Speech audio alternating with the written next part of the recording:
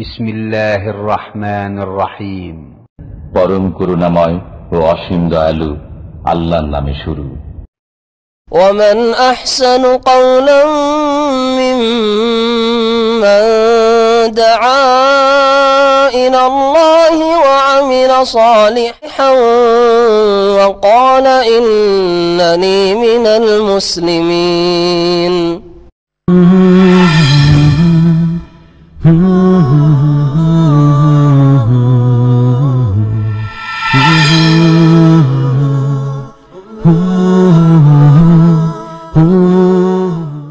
أعوذ بالله من الشيطان الرجيم. من يطع الرسول فقد أطاع الله ومن تولى فما أرسلناك عليهم حفيظا ويقولون طاعة فإذا برزوا من عندك بيت طائفة منهم غير الذي تقول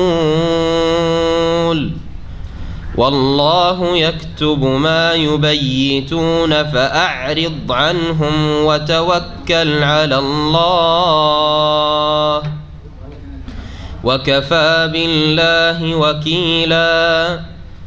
أفلا يتدبرون القرآن ولو كان من عند غير الله لوجدوا فيه اختلافا كثيرا وإذا جاءهم أمر من الأمن أو الخوف أذاعوا به ولو ردوه إلى الرسول وإلى أولي الأمر منهم لعلمه الذين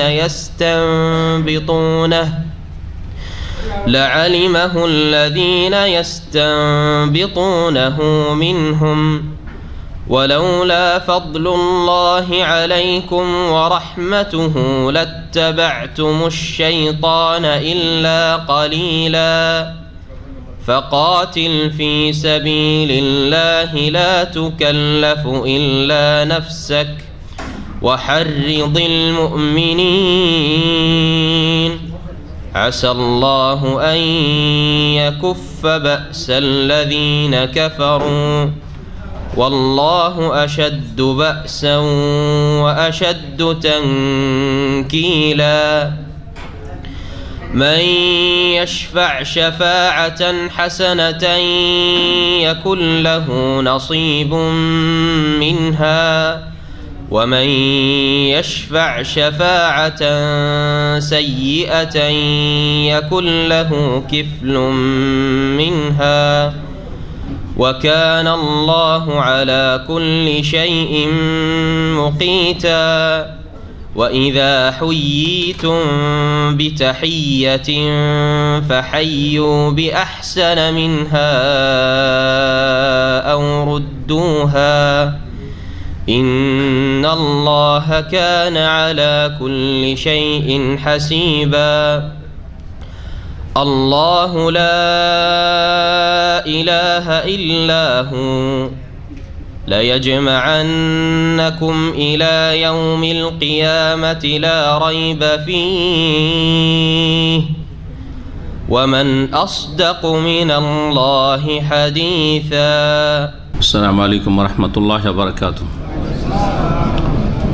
بسم الله الرحمن الرحيم. الحمد لله رب العالمين والصلاة والسلام على سيد المرسلين نبينا محمد وعلى آله وصحبه أجمعين. أما بعد فأعوذ بالله من الشيطان الرجيم.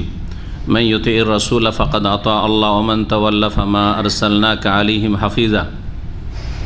আল্লাহ পাকের সমস্ত প্রশংসা যে আল্লাহ পাক রব্বুল আলামিনের আনুগত্য করা ফরজ এবং তার রাসূল সাল্লাল্লাহু আলাইহি ওয়াসাল্লাম আনুগত্য করা ফরজ এবং রাসূলুল্লাহ সাল্লাল্লাহু আলাইহি সাল্লামকে মানলেই আল্লাহকে মানা হয়। যেই ব্যক্তি রাসূলুল্লাহ সাল্লাল্লাহু আলাইহি ওয়াসাল্লামের প্রত্যেকটি কথা কাজ যা তিনি দ্বীনের অংশ হিসাবে করেছেন তা না মানবে সেই ব্যক্তি আল্লাহ পাক রব্বুল আলমিনকে মানল না। রাসূলুল্লাহ সাল্লাল্লাহু আলাইহি ওয়াসাল্লামকে এই জন্যই প্রেরণ করা হয়েছে। আল্লাহ পাক একটি আয়াতে ইরশাদ করেছেন, ওয়ামা আরসালনা মির রাসূলিন ইল্লা লিয়ুতাআ বিইযনিল্লাহ, যে কোনো রাসূলকে আল্লাহ পাক পাঠিয়েছেন এই জন্যই যে যাতে করে আল্লাহ পাকের হুকুমে তার আনুগত্য করা হয়। আজকে আমাদের তাফসীর হবে আয়াত নম্বর 80 থেকে সূরা নিসার। আয়াত নম্বর 65-তে একটি আয়াত ছিল যে আয়াতের শানে নজুল সম্পর্কে দুটি বর্ণনা রয়েছে, যা সময় আমাদের সাথ না দেওয়ায় সেখানে সংক্ষেপ করে দেওয়া হয়েছে। একটি হচ্ছে সঠিক শানে নজুল, বিশুদ্ধ সূত্রে সহি সনদ বর্ণিত, আর আরেকটি সহি নয়, যেটা আমাদের মুসলিম সমাজে বক্তাদের মুখে খুব ছড়িয়ে আছে, যার ফলে ভুল কথা ছড়িয়ে আছে, সেটা সম্পর্কে সতর্কীকরণ অবশ্যই করতে হবে। এই জন্য এই বিষয়টি তুলে ধরছি আজকে।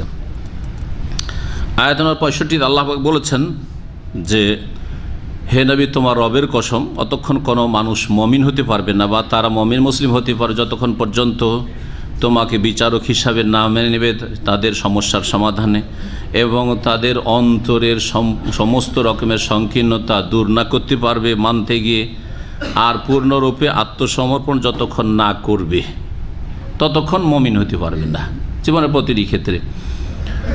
সুতরাং মনে রাখবেন যে যারা সুন্নতের ক্ষেত্রে রাসূলুল্লাহ সাল্লাল্লাহু আলাইহি ওয়াসাল্লামের তরিকা মানতে গিয়ে অন্যের কথাকে সামনে পেশ করে, তারা এই আয়াতের অন্তর্ভুক্ত। আপনি বলছেন রাসূলুল্লাহ সাল্লাল্লাহু আলাইহি ওয়াসাল্লাম এইভাবে নামাজ পড়েছেন, ও বলছে যে আমাদের তরিকায় কী আছে, আমাদের মযহাবে কী আছে, তাহলে সেই ব্যক্তি রাসূলুল্লাহ সাল্লাল্লাহু আলাইহি ওয়াসাল্লামের কথা সমস্যার সমাধানের ক্ষেত্রে মানল না, বিচারক হিসাবে তাকে মানল না। আর মানলেও অনেক সময় মানলে হয়তো চুপ হয়ে যাবে, কিন্তু অন্তরে সংকোচ বোধ আছে। এটা আমাদের বাপদাদার তরিকা ছেড়ে এতদিন করে এলাম, এত বড় বড় আলেম হুজুররা করছে, ছেড়ে দিয়ে কী করে মানব, তো অনেকের সংকোচ বোধ আছে, সেও মুমিন হতে পারবে না। হয়তো মেনে নিল পরিবেশের কারণে, কিন্তু পূর্ণরূপে আত্মসমর্পণ করল না, সেও মুমিন হতে পারবে না। সুতরাং এই ক্ষেত্রে যারা সুন্নত সম্পর্কে বা নবী সাল্লাল্লাহু আলাইহি ওয়াসাল্লামের তরিকা, সুন্নত মানে দু চারটি সুন্নত, ফেকার ভাষায় সুন্নত নয়, নবী করিম সাল্লাল্লাহু আলাইহি ওয়াসাল্লামের তরিকা মানতে গিয়ে কোনো ক্ষেত্রে যদি তার জন্য অন্য কিছু বাধা হয়ে দাঁড়ায়, মুরব্বি বাধা হয়ে দাঁড়ায়, মজহাব বাধা হয়ে দাঁড়ায়, মজহাবি গোঁড়ামি বাধা হয়ে দাঁড়ায়, অথবা বড় বড় হুজুররা আলেমরা কি জানে না এসব কথা, পূর্বপুরুষের দোহাই দেওয়া বাধা হয়ে দাঁড়ায়, তাহলে আল্লাহ পাকের এই কোরআনের আয়াত ওর ওপর ফিট হবে, ফালা ওয়া রাব্বিকা লা ইউমিনুন, মুমিন হতে পারবে না। এই আয়াত কখন নাজিল হয়েছিল এই মর্মে একটি হাদিস সহিহ বুখারীতে রয়েছে। এটি হচ্ছে সহিহ শানে নজুলের ক্ষেত্রে।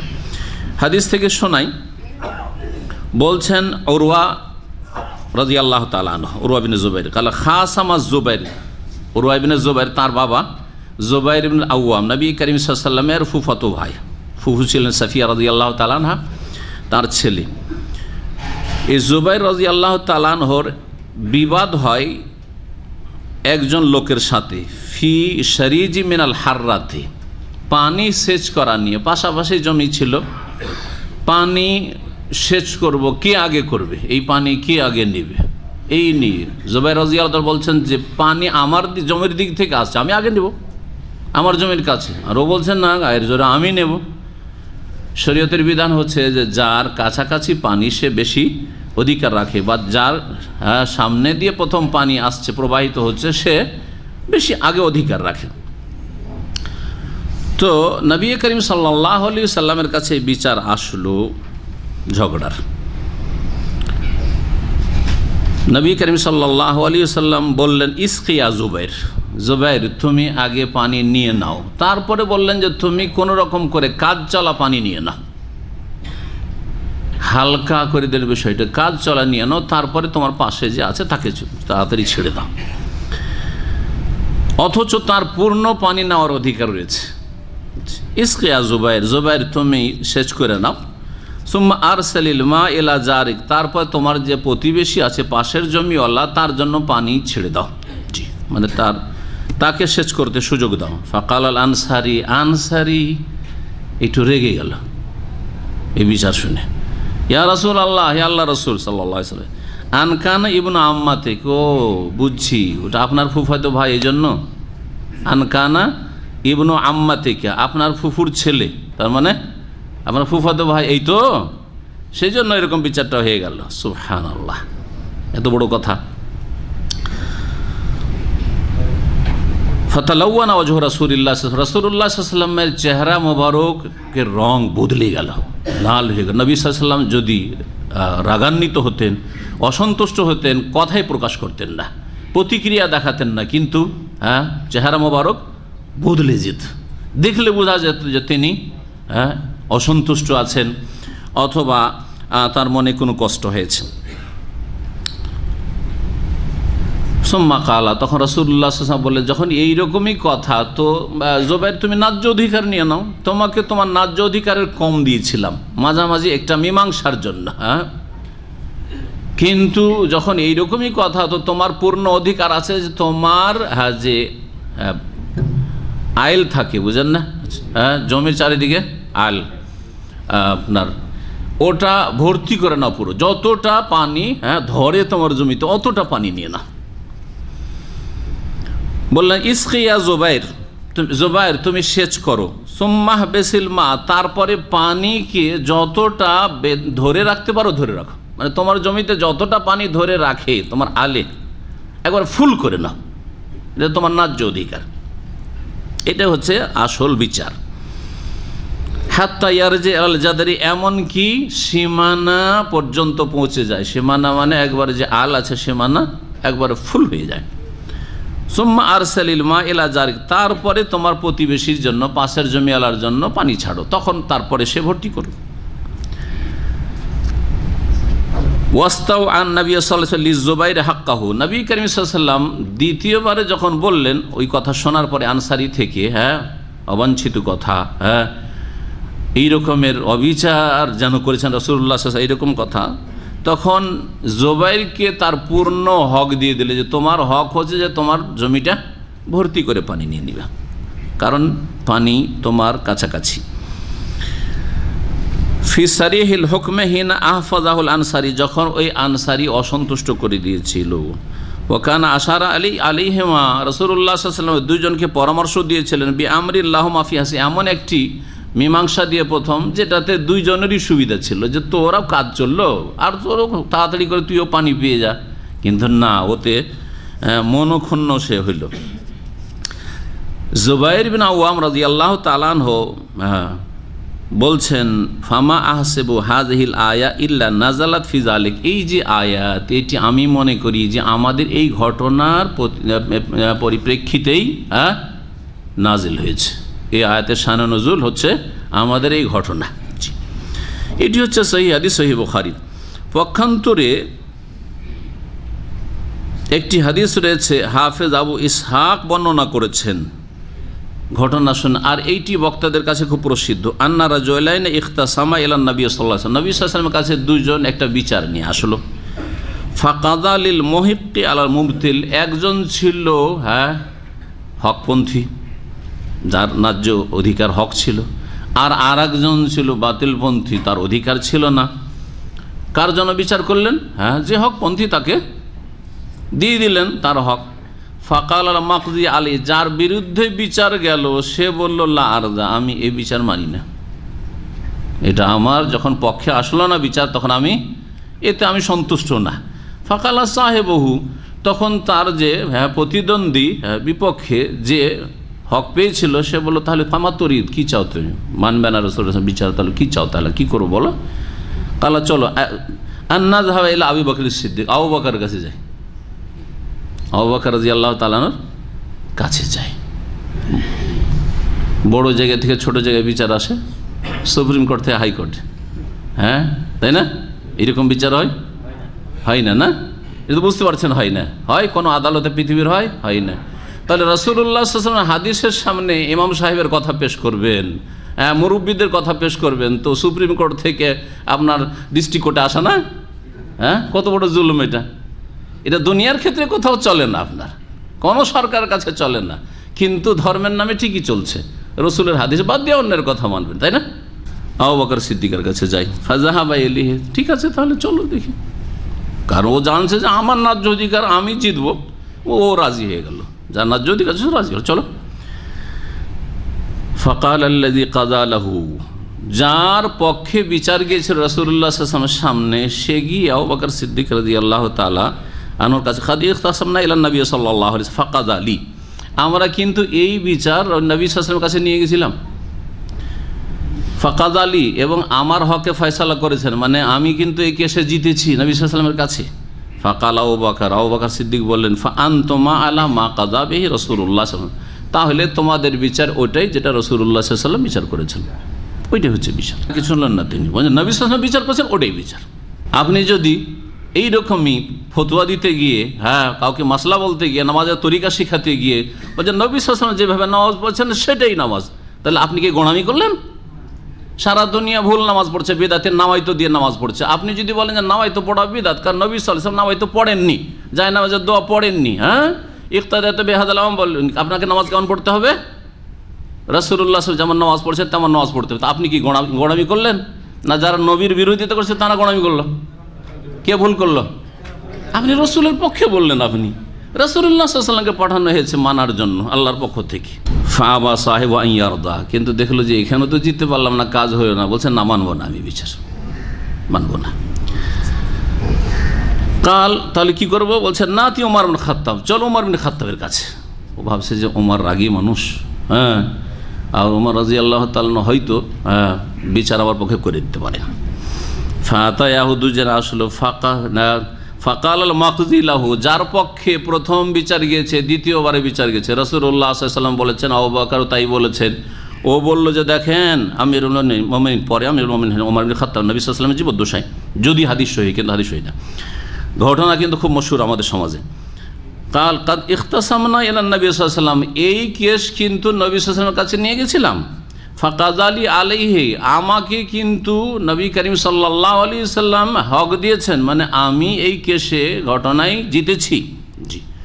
ফাআবা আন ইয়ারদা, কিন্তু এই লোক রাসূলের কথা মানতে রাজি হয়নি সাল্লাল্লাহু আলাইহি ওয়াসাল্লাম। ফাসালাহু ওমর ইবনে খাত্তাব, ওমর ইবনে খাত্তাব জিজ্ঞেস করলেন যে কথা ঠিক নাকি, রাসূলুল্লাহ সাল্লাল্লাহু আলাইহি ওয়াসাল্লামকে তোমরা বিচার নিয়ে গিয়েছিলে? বলছে হ্যাঁ বিচার নিয়ে গেছিলাম। যে লোকের বিপক্ষে বিচার হয়েছে সেও বলেছে হ্যাঁ বিচার তো আমরা নিয়ে গেছিলাম। ফাকালা কাযালিকা, এইরকমই হয়েছে।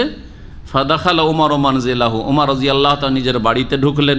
ওয়া খারাজা ওয়া সাইফু ফি ইয়াদিহি কাদ সাল্লাহু, বাড়ি থেকে তরবারি, উলঙ্গ তরবারি নিয়ে বেরোলেন তার হাতে। ফাজারাবা বিহি রাসাল্লাযী আবা আন ইয়ারদা, ওই ব্যক্তির মাথায় আঘাত করলেন যেই ব্যক্তি রাসূলুল্লাহ সাল্লাল্লাহু আলাইহি ওয়াসাল্লামের বিচার মানতে রাজি হয়নি। ফাকাতালাহু, তাকে হত্যা করে দিলেন। ফাআনজালাল্লাহ, এই মর্মে এই আয়াত নাজিল হয়, ফালা ওয়া রাব্বিকা লা ইউমিনুনা হাত্তা ইউহাক্কিমুকা ফীমা শাজারা বাইনাহুম সুম্মা লা ইয়াজিদু ফি আনফুসিহিম হারাজাম মিম্মা কাযাইতা ওয়া ইউসাল্লিমু তাসলিমা। কিন্তু এই ঘটনাটি ঠিক নয়, এই বিষয়ে অনেক গবেষক মুফাসসিরিনগণ বর্ণনা করেছেন যে হাদিসটি ঠিক নয়। সুতরাং এই ঘটনা বক্তারা বা আপনারা কোথাও বর্ণনা করবেন না, এবং কেউ যদি বর্ণনা করে তাদেরকে সতর্ক করবেন, কারণ নবী সাল্লাল্লাহু আলাইহি ওয়াসাল্লাম বেঁচে আছেন। আর ওমর রাদিয়াল্লাহু তাআলা একটা লোক নবীর বিচার মানেনি, সেজন্য নিজেই হত্যা করে দেবেন, আইনকে হাতে নেবেন। এটা কি জায়েজ? তাহলে এই ঘটনা যদি ঠিক রাখা হয়, তাহলে শাসক ছাড়া, সরকার ছাড়া, প্রশাসন ছাড়া যে কেউ হাতে আইন নিয়ে নিতে পারে কিনা, আর দলিল তার সংশয় এটা হতে পারে কিনা যে ওমর রাদিয়াল্লাহু যখন হত্যা করেছেন আইন হাতে নিয়েছেন, আমি নিলাম তো কি হলো? তাহলে খারেজিরা যেখানে সেখানে নিজের হাতে আইন নিতে চায়, আমরাই সব ঠিকঠাক করে নেব, বল প্রয়োগ করি আর মেরে ধরে আর বম ফুটিয়ে, তাহলে তারা বললো যে আমরাও ঠিক করছি নাকি? এই জাল কথা, এই ঘটনাটি সত্য নয়।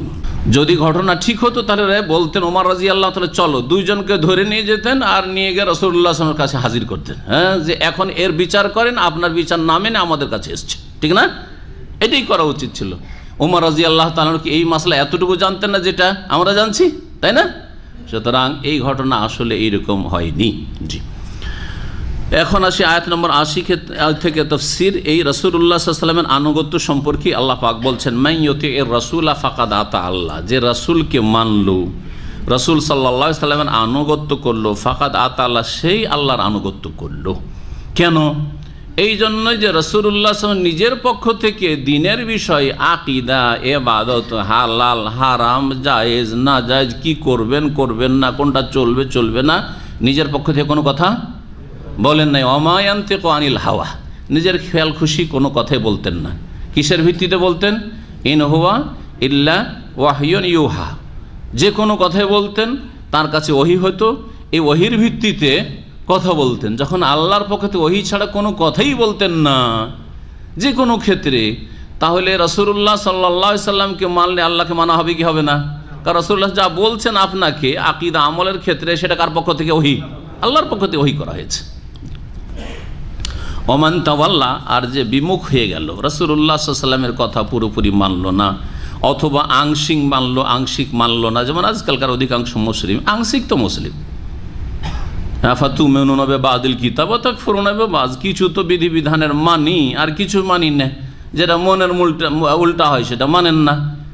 হ্যাঁ, টাকনার উপরে কাপড় রাখা মনের উল্টা লাগছে মানে না। 5 ওয়াক্ত নামাজ পড়ছেন কিন্তু টাকনার উপরে কাপড় উঠার তৌফিক হইল না। হ্যাঁ, বহু নামাজিদের তৌফিক হইল না। মসজিদের গেটে গিয়ে কাপড়টা একটু মুড়িয়ে নেবে, আবার যখন মসজিদ থেকে বেরিয়ে গেল তখন আবার শয়তানের আনুগত্য করবে। মসজিদের ভিতরে আল্লাহর আনুগত্য, বাইরে শয়তানের আনুগত্য হতো। আংশিক বিধিবিধান মানলো, অর্থাৎ ফরুনা বেবাদ, আর কিছুকে অস্বীকার করবে।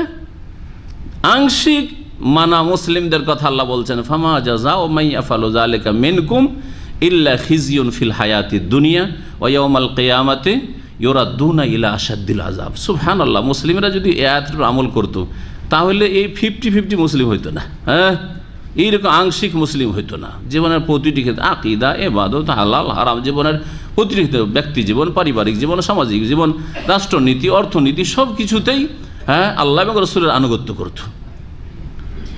ফামা জাযাউ মান ইয়াফআলু যালিকা মিনকুম, যারা কিছু মানে কিছু মানে না, এতটি পারলাম এইটা করব না, 4 ওয়াক্ত পড়লাম ফজর পারি না, হ্যাঁ এইটা মানলাম ওইটা মানলাম না, এই বিদআতগুলি করতে হবে কারণ সমাজে বাস করতে হবে। এইরকম যারা করে, নামাজে মুসল্লি ঠিক আছে, এদিকে বিদআতেও ঠিক আছে, নামাজও ঠিক আছে আর বিদআতও করে, আংশিক মানে আংশিক মানে না, এদের একমাত্র শাস্তি হচ্ছে আল্লাহ বলছেন কি, ইল্লা খিজিয়ুন ফিল হায়াতিদ দুনিয়া, পার্থিব জগতে তাদের জন্য লাঞ্ছনা, জি অপদস্থ আল্লাহ করবেন, হ্যাঁ পদদলিত করে রাখবেন তাদেরকে, আল্লাহ পাক শাস্তি দেবেন কাফেরদেরকে দিয়ে। জি, কাফেরদের দ্বারা যে শাস্তি হচ্ছে মুসলিমদের, তার পিছনে কারণ হচ্ছে যে কিছু মানা কিছু না মানা, ধর্মের দ্বীন ইসলামের কিছু মানি কিছু মানি না। আখিরাতে মওতের পরে তওবা না করে যদি মারা যায়, ওয়া ইয়াউমাল কিয়ামাতি ইউরাদ্দুনা ইলা আশাদ্দিল আযাব, কিয়ামতের দিবসে কঠোর শাস্তির দিকে ঠেলে দেওয়া হবে। আমাল্লাহু বিগাফিরিন আম্মা তা'মালুন, যা কিছুই করছো তোমরা, আল্লাহ সব কিছু জানছেন, আল্লাহ অনবহিত নন।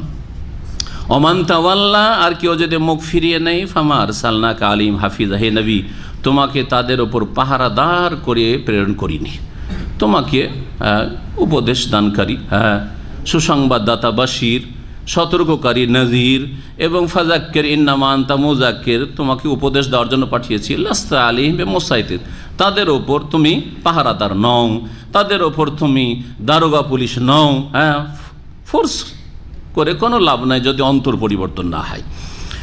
ওয়া ইয়াকুলুনা তাহ, আর কিছু লোকেরা বলে থাকে যে মুখে মানলাম, তাআতুন আনুগত্যের কথা বলে। এর যদি সহজভাবে অর্থ করি কি বলবো, ওয়া ইয়াকুলুনা তাআ, তারা আনুগত্যের কথা বলে, আমরা বলি না ও আপনি শুধু করব করব বলেন, মানে কি আসলে মুখে বলছেন করব, কাজে করবেন না, তাই না?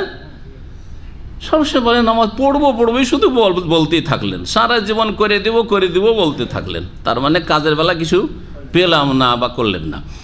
ওয়া ইয়াকুলুনা তাআ, মুনাফিকরা ওই রকম, মুনাফিকদের কথা আল্লাহ বলছেন, তারা বলে যে তাআতুন, হ্যাঁ আমরা মানি, মানে মৌখিক দাবি, শুধু মুখে বলে যে মানি, আনুগত্য করি আল্লাহ এবং রাসূলের। ফাইদা বারাজু মিন ইনদিকা, হে নবী তোমার মজলিস থেকে, তোমার সামনে থেকে যখন তারা বেরিয়ে যায়, বাইরে যখন চলে যায়, বাইয়াতা তায়েফাতুম মিনহুম গায়রাল্লাযী তাকুল, তুমি যা বললে তাছাড়া ভিন্ন কিছু নিয়ে তাদের এক দল রাতে কুপরামর্শ করতে থাকে। হ্যাঁ, কুপরামর্শ করতে থাকে, নবী সাল্লাল্লাহু আলাইহি ওয়াসাল্লাম যা বললেন তার বিরোধিতার জন্য চক্রান্ত করতে থাকে। তাদের মুনাফিকদের মিটিং হয়, দিনে নবী সাল্লাল্লাহু আলাইহি ওয়াসাল্লাম মজলিসে হাজির, খুব মিষ্টি মিষ্টি কথা, হ্যাঁ নাশহাদু ইন্নাকা লা রাসূলুল্লাহ।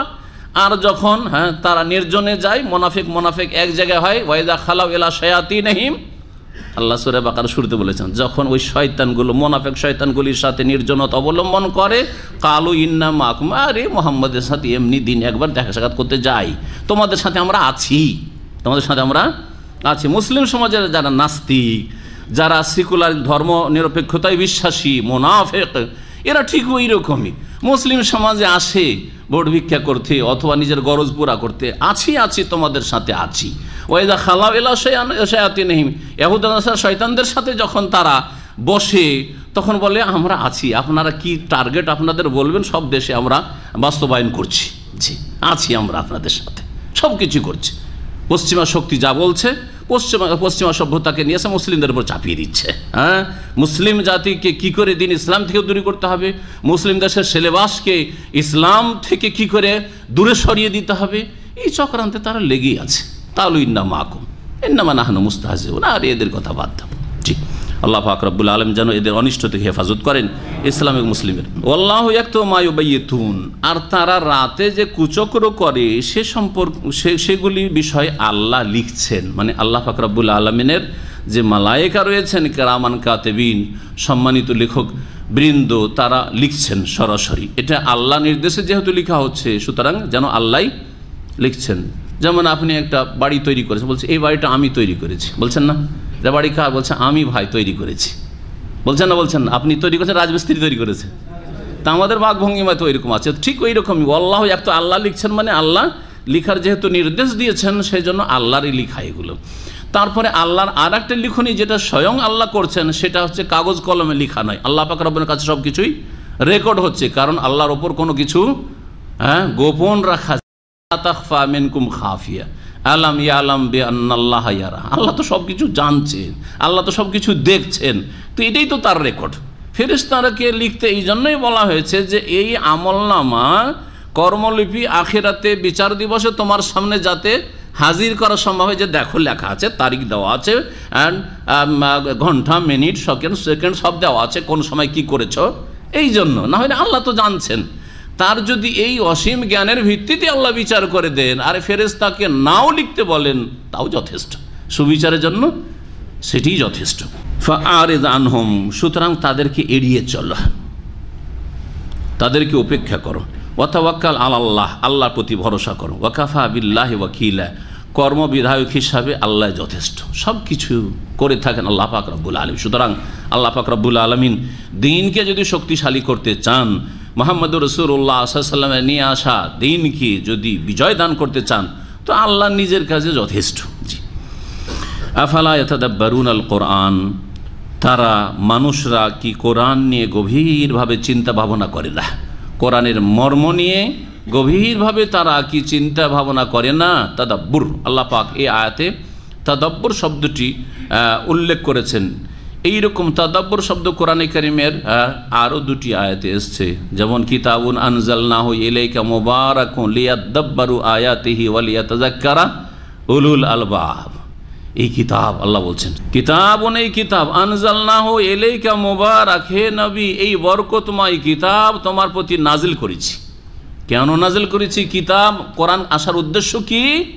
কোরআন আসার উদ্দেশ্য হচ্ছে তাবিজ করা, কোরআন আসার উদ্দেশ্য হচ্ছে যে শরীরে ঝাড়ফুঁক করা, কোরআন আসার উদ্দেশ্য হচ্ছে শুধু বরকতের জন্য বাড়িতে সাজিয়ে রাখা সেলফে, অথবা কোরআনের কিছু আয়াত, আয়াতুল কুরসি, অমুক অমুক সূরাগুলিকে বাঁধিয়ে ঝুলিয়ে রাখা, ঘরের জিনত করা না। কোরআন এই জন্য নাই যে এক একটা অক্ষর পড়ে শুধু 10 নেকি, হ্যাঁ এটা নেকি হাদিস দ্বারা প্রমাণিত, এই জন্য কোরআন নাজিল করা হয়নি। যদি কোরআন খতম করে শুধু নেকি হাসিল করতে থাকবেন সারা জীবন, কিন্তু কোরআনের আসল উদ্দেশ্য পূরণ করলেন না। এই আয়াতে আল্লাহ পাক আসল উদ্দেশ্য বর্ণনা করছেন, যে উদ্দেশ্যে আল্লাহ কোরআন নাজিল করেছেন, সেটা কি? আনজালনাহু ইলাইকা মুবারাক, এই মুবারক কিতাব নাজিল করেছি আমি হে নবী তোমার প্রতি। কি জন্য? লিয়াদাব্বারু আয়াতিহি, যাতে করে এই কোরআনে কারিমের প্রত্যেকটি আয়াত নিয়ে গভীরভাবে চিন্তা করে মানুষ, গভীরভাবে তার গভীরতায় প্রবেশ করার চেষ্টা করে, তার মর্ম নিয়ে চিন্তা ভাবনা করে যে আল্লাহ পাক কি বলতে চেয়েছেন। হ্যাঁ, আলহামদুলিল্লাহ রাব্বিল আলামিন কি শিখলাম, আর রহমানের রহিম থেকে কি শিখলাম, মালিক ইয়াউমিদ্দিন থেকে কি শিখলাম, বিচার দিবসের একক মালিক আল্লাহ, সেখানে তাহলে সেই মালিক তোমার হিসাব নেবে। হ্যাঁ, সুতরাং এই হিসাবের জন্য আমাকে প্রস্তুতি নিতে হবে। এটা হচ্ছে তাদাব্বুরে কোরআন। আর শুধু তরজমা তফসির জানাটা হচ্ছে তাদাব্বুর নয়। আপনি মালিক ইয়াউমুদ্দিনের তফসির করতে পারেন, মালিক মানে এই, ইয়ম মানে এই, দিন মানে যাজা, বদলা, প্রতিদান, এইটা তরজমা তফসির হইল, তরজমা তফসির, এটা তাদাব্বুর হলো না। গভীরভাবে চিন্তা করা, কোরআনে কারীমের যে দাবি রয়েছে, কোরআনে কারীমের যে মর্মার্থ রয়েছে, হ্যাঁ, তার প্রতিফলন আপনার জীবনে ঘটা, আপনার মন, মস্তিষ্ক, অঙ্গ প্রত্যঙ্গের ওপর তার যেন প্রতিফলন হয়, তার একটা ফলাফল দেখা যায়, রেজাল্ট দেখা যায় যে সত্যি কোরআন থেকে আপনি উপকৃত হয়েছেন। এটা হচ্ছে তাদাব্বুরে কোরআন। আল্লাহ পাক আয়াতে তাদাব্বুরের কথা বলেছেন, ওয়ালিয়াতাযাক্কারা উলুল আলবাব, আর জ্ঞানীরা যাতে করে উপদেশ গ্রহণ করে। আরেকটি আয়াতে রয়েছে এই ভাষা দিয়ে, যেই ভাষা দিয়ে এখানে আয়াত এসছে, আফালা ইয়াতাদাব্বারুনাল কোরআন আম আলা কুলুবিন আকফালুহা, তারা কি কোরআন নিয়ে গভীরভাবে চিন্তা করে না, নাকি তাদের অন্তরে তালা মারা আছে? হ্যাঁ হ্যাঁ, কুফুল মানে তালা, তাই না? ওর বহু বচন আকফাল, তাদের অন্তরে তালা লাগানো আছে, সেই জন্য কোরআন নিয়ে চিন্তা করে না তারা, কোরআনের ওপর গভীরভাবে তারা গবেষণা করে না। গবেষণা মানে সায়েন্টিফিক গবেষণা নয়, গবেষণা মানে আপনার দিন দুনিয়ার কোরআন দিয়ে যেন উন্নতি হয়, আপনার দিন দুনিয়া যে উদ্দেশ্যে আল্লাহ পাক, এই কোরআন হচ্ছে নূর, অন্তর আলোকিত হয়, এই কোরআন হচ্ছে হিদায়াত, হুদাল্লিন নাস, মানব জাতির জন্য হিদায়াত, এখান থেকে যেন আপনি রাস্তা পেতে পারেন। এই কোরআনে কারীম হচ্ছে আপনার জন্য বুরহান, দলিল, এই দলিল দিয়ে যাতে করে আপনি গন্তব্য স্থানে পৌঁছিতে পারেন। দলিল মানে রাহবার, হ্যাঁ, পথ প্রদর্শক। সুতরাং এই দিয়ে গন্তব্য স্থান জান্নাতে যাতে করে পৌঁছিতে পারেন, সুখের জীবন গড়তে পারেন, এ হচ্ছে কোরআনে কারীম নিয়ে তাদাব্বুর করা। আম আলা কুলুবিন আকফালুহা, এখানে আল্লাহ বলছেন আফালা ইয়াতাদাব্বারুনাল কোরআন, কোরআনের মর্ম সম্পর্কে তারা গভীরভাবে কি চিন্তা ভাবনা করে না? ওয়ালাউ কানা মিন ইনদি গায়রিল্লাহ, একটু চিন্তা করে দেখো, যদি এই কোরআন আল্লাহ প্রদত্ত না হইতো, আল্লাহর বাণী না হইতো, আল্লাহ ছাড়া অন্য কারো রচিত হইতো, অন্য কারো পক্ষ থেকে হইতো, লাওয়াজাদু ফিহি ইখতিলাফান কাসীরা, তাহলে অবশ্যই তারা পেত তাতে বহু মতবিরোধ, হ্যাঁ, অসঙ্গতি পেত। এক জায়গায় এক কথা, আরেক জায়গায় আরেক কথা, হয় না? হয় না? প্রত্যেকের কথাই পাবেন, হ্যাঁ, প্রত্যেকের কথাই পাবেন। আজকে যেই কথাটি বললাম, 5 বছর আগে হয়তো এই বিষয়ে আলোচনা করতে গিয়ে কিছু বাড়িয়ে দিয়েছি, কমিয়ে দিয়েছি, হতে পারে না? পারে না, কারণ এই মানুষ। অথবা ভুল করে দিচ্ছি, হ্যাঁ, উল্টো বলেছি, হতে পারে না? পারে না, আমার মনেই নেই, হ্যাঁ, বহু কথা বলার পরে মনে থাকে না। না, আপনাদের সবার মনে থাকে? আমার তো মনে থাকে না। আমাকে অনেকে জিজ্ঞাসা করেছে যে আপনি একটা বক্তব্যে এইরকম এতদিন আগে বলেছেন, আমার মনেই নেই যে কী বলেছেন না বলছি। এই বিষয় কি বলেছি, বিষয় মোটামুটি এই, কিন্তু বিষয় ওই বিষয় এই আলোচনাটা এসছে, হ্যাঁ, আনুষঙ্গিক আলোচনা, এটা কি মনে রাখা সম্ভব? মোটেই মনে নেই। মানুষের তৈরি করা যদি কোরআনে কারীম হইতো, তো এক জায়গায় এক কথা, আরেক জায়গায় উল্টো কথা হইতো না? হইতো না? আর এই অবস্থায় হয়েছে তাওরাত ইনজিলের, হ্যাঁ, বাইবেলের, যেহেতু মানুষরা, ইহুদি নাসারারা তাওরাত ইনজিলকে বিকৃত করে দিয়েছে, আর তারা তাতে ঘাটতি আর বাড়তি করে তাতে অবস্থাই খারাপ করেছে, যার ফলে তাতে বহু বিরোধ দেখা যাচ্ছে, বহু বিরোধ। এই রকমের বেদ আল্লাহ প্রদত্ত কিতাব নয়, কিন্তু তাতে প্রথম যখন রচনা হয় কিছু তৌহিদের কথা, মানুষের যেহেতু রচনা, আর্যদের রচনা, ব্রাহ্মণদের, যার ফলে তাতে তৌহিদের কথা, আল্লাহর একত্ব, একম ব্রহ্মাও আছে, আবার দেবদেবীর পূজার কথাও আছে। কোনো বেদে তো তৌহিদের কথা, কোনো বেদে আবার শিরকের কথা, দেবদেবীর কথা রয়েছে, জি, কারণ মানুষের তৈরি। কিন্তু কোরআনে কারীমে কোথাও তৌহিদের জায়গায় শিরকের রাস্তা খুঁজে পাবেন, যে আল্লাহ বলছেন ওয়াবুদুল্লাহ ওয়ালা তুশরিকু বিহি, সে এক আল্লাহর ইবাদত করে শিরক করিও না। আর এক জায়গায় বলছেন কবরে সেজদা করো তাহলে আল্লাহকে পাবে, হ্যাঁ, আছে? কোথাও? কোথাও নাই। কোথাও আছে যে রাসূলুল্লাহ সাল্লাল্লাহু আলাইহি ওয়াসাল্লামকে মানলে আল্লাহকে মানা হয়, আর আরেক জায়গায় আছে যে বুজুর্গানে দিনকে মানলেও আল্লাহকে মানা হয়, আছে কোথাও? হ্যাঁ, পূর্বপুরুষের বিরোধিতা করিও না, কারণ পূর্বপুরুষরা তোমাদের চাইতে বেশি বুঝতো, এরকম কথা আছে কোথাও? না, বরং এগুলো নিন্দা করা হয়েছে। তো বলছিলাম যে আল্লাহ পাক বলছেন যে যদি এই কোরআনে কারীম আল্লাহ ছাড়া অন্যের পক্ষ থেকে হইতো, লাওয়াজাদু ফিহি ইখতিলাফান, শুধু ইখতিলাফ না, বিরোধ না, বহু বিরোধ পেতেন, হ্যাঁ, দ্বন্দ্ব পেতেন, কিন্তু কোনো দ্বন্দ্ব বের করতে পারেনি।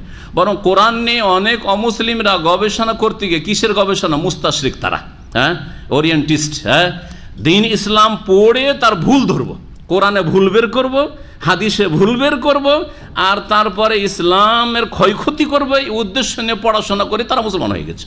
এরকম বহু আছে, বহু আছে।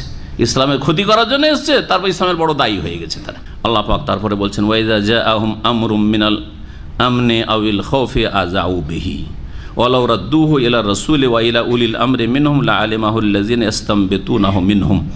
এখান থেকে আল্লাহ রাব্বুল আলামিন এমন একটি বিষয় বর্ণনা করেছেন যেটি জনগণের সাথে সম্পর্কিত। একজন মানুষের সমস্যা নয়, বা দু চারজন মানুষের শুধু সমস্যা নাই, একটা পরিবারে 2-4-5 জন সদস্য আছে তাদের সমস্যা নাই, বরং বহুজনের সমস্যা। হ্যাঁ, গোটা দেশবাসীর একটা বিষয়, গোটা দেশের সমস্যা এটা। এই ধরনের বিষয়গুলি, এই বিষয়গুলির ক্ষেত্রে আজকাল অধিকাংশ লোক ইসলামের কথা বলতে গিয়েও পথভ্রষ্ট হয়। যেই সেই মুখ খুলে দিয়ে বসে আছে। যেমন একটা নামাজের ছোট মাসলার ফতুয়া দিচ্ছেন, যেমন একটা ফতুয়া দিচ্ছেন আপনি ধরেন কোনো সুন্নত বিদআত সম্পর্কে, ব্যক্তি জীবনের বিষয়, সেটা পার্সোনাল একটা ইবাদতের বিষয়, দিনে রাতে করাগাত সুন্নতের বিষয়, তেমনই রাষ্ট্রীয় বিষয় সবাই মুখ খুলছে। আরে আজকাল ফেসবুক খুললেন আর নেট খুললেন, দেখছেন যে ছোট বড় সবাই মনে হচ্ছে একই রকমের চিন্তাবিদ, আর একই রকমের স্কলার, আর একই রকমের একবারে সব আল্লামা, কোনো পার্থক্য নেই, সব বড় বড় মুফতি হয়ে বসে আছে। না, মনে রাখবেন যে মানুষের সমস্যাকে দুই ভাগে ভাগ করবেন, একটা হচ্ছে উমুর খাসা আর একটা হচ্ছে উমুর আম্মা। খাস বিষয়, পার্সোনাল বিষয়, আপনার সমস্যা, আপনার স্বামী স্ত্রীর বিষয়, ধর একটা মাসলা, হ্যাঁ, এটা আপনার বিষয়। আর একটা হচ্ছে গোটা দেশের জনগণের বিষয়। দেশে এইরকম অন্যায় চলছে, সুতরাং এই অন্যায়ের প্রতিরোধের জন্য কি করতে হবে, এই ক্ষেত্রে বড় বড় আলেমরা দেশের মুখ খুলবে, বড় বড় যারা গবেষক তারা মুখ খুলবে, বড় বড় যারা দিনদার পরেশগার এবং যারা দিন বুঝে কোরআন সুন্নাত তারা মুখ খুলবে না। 3 হরফ পড়েই মুখ খুলছে, বেরিয়ে যাও, ইসলাম বিরোধী দেশে কাজ হচ্ছে, শুধু রাস্তায় নেমে পড়ো, দিল ডাক আর তারপরে হইচই করে বেরিয়ে গেল। আর ওইদিকে মারলো আর মরলো, কিছু পুলিশ মারলো, এদিকে পুলিশরা কিছু জনগণকে মারলো, মারটার খেয়ে আবার বাড়িতে ঢুকে গেল। ঠিক না? হচ্ছে না? হচ্ছে না? হ্যাঁ, ইসলামের বিশাল হেফাজত করে দিল। বুঝতেই তো পারছেন না কি করলো? এতগুলি ভালো মানুষ, নিরীহ মানুষ, বড় মানুষের কথা একজন মানুষ বলেছে বেরিয়ে যাও, আর দিল বড় মানুষ মনে করে, আর সবার গলা কাটিয়ে দিল, মারিয়ে দিল। তারপর ইসলামের কি খেদমতটা করলো, ক্ষতি করলো। এইরকমই যে খারেজিরা আজকাল মুসলিম সমাজে রয়েছে, যারা জঙ্গি মনোভাব রাখে, তারা 18 বছর, 20 বছর, 22 বছর বয়স, দিন ইসলামের 2-4টা মাসলাও বুঝে না, আর বড় বড় দেশের বৃহৎ বিষয়ে তারা মুখ খুলে, যার ফলে বহু মানুষকে পথভ্রষ্ট করে দিচ্ছে। আল্লাহ পাকের এই আয়াত এই ক্ষেত্রে দিক নির্দেশনা দেয়। শোনেন ভালো করে, আল্লাহ পাক বলছেন, ওয়াইদা জাআহুম আমরুম মিনাল আমনি আউল খাউফি, যখন মুসলিমদের কাছে কোনো নিরাপত্তার বিষয়ে সংবাদ আসে, আবিল খাউফি অথবা ভয়ভীতির সংবাদ আসে।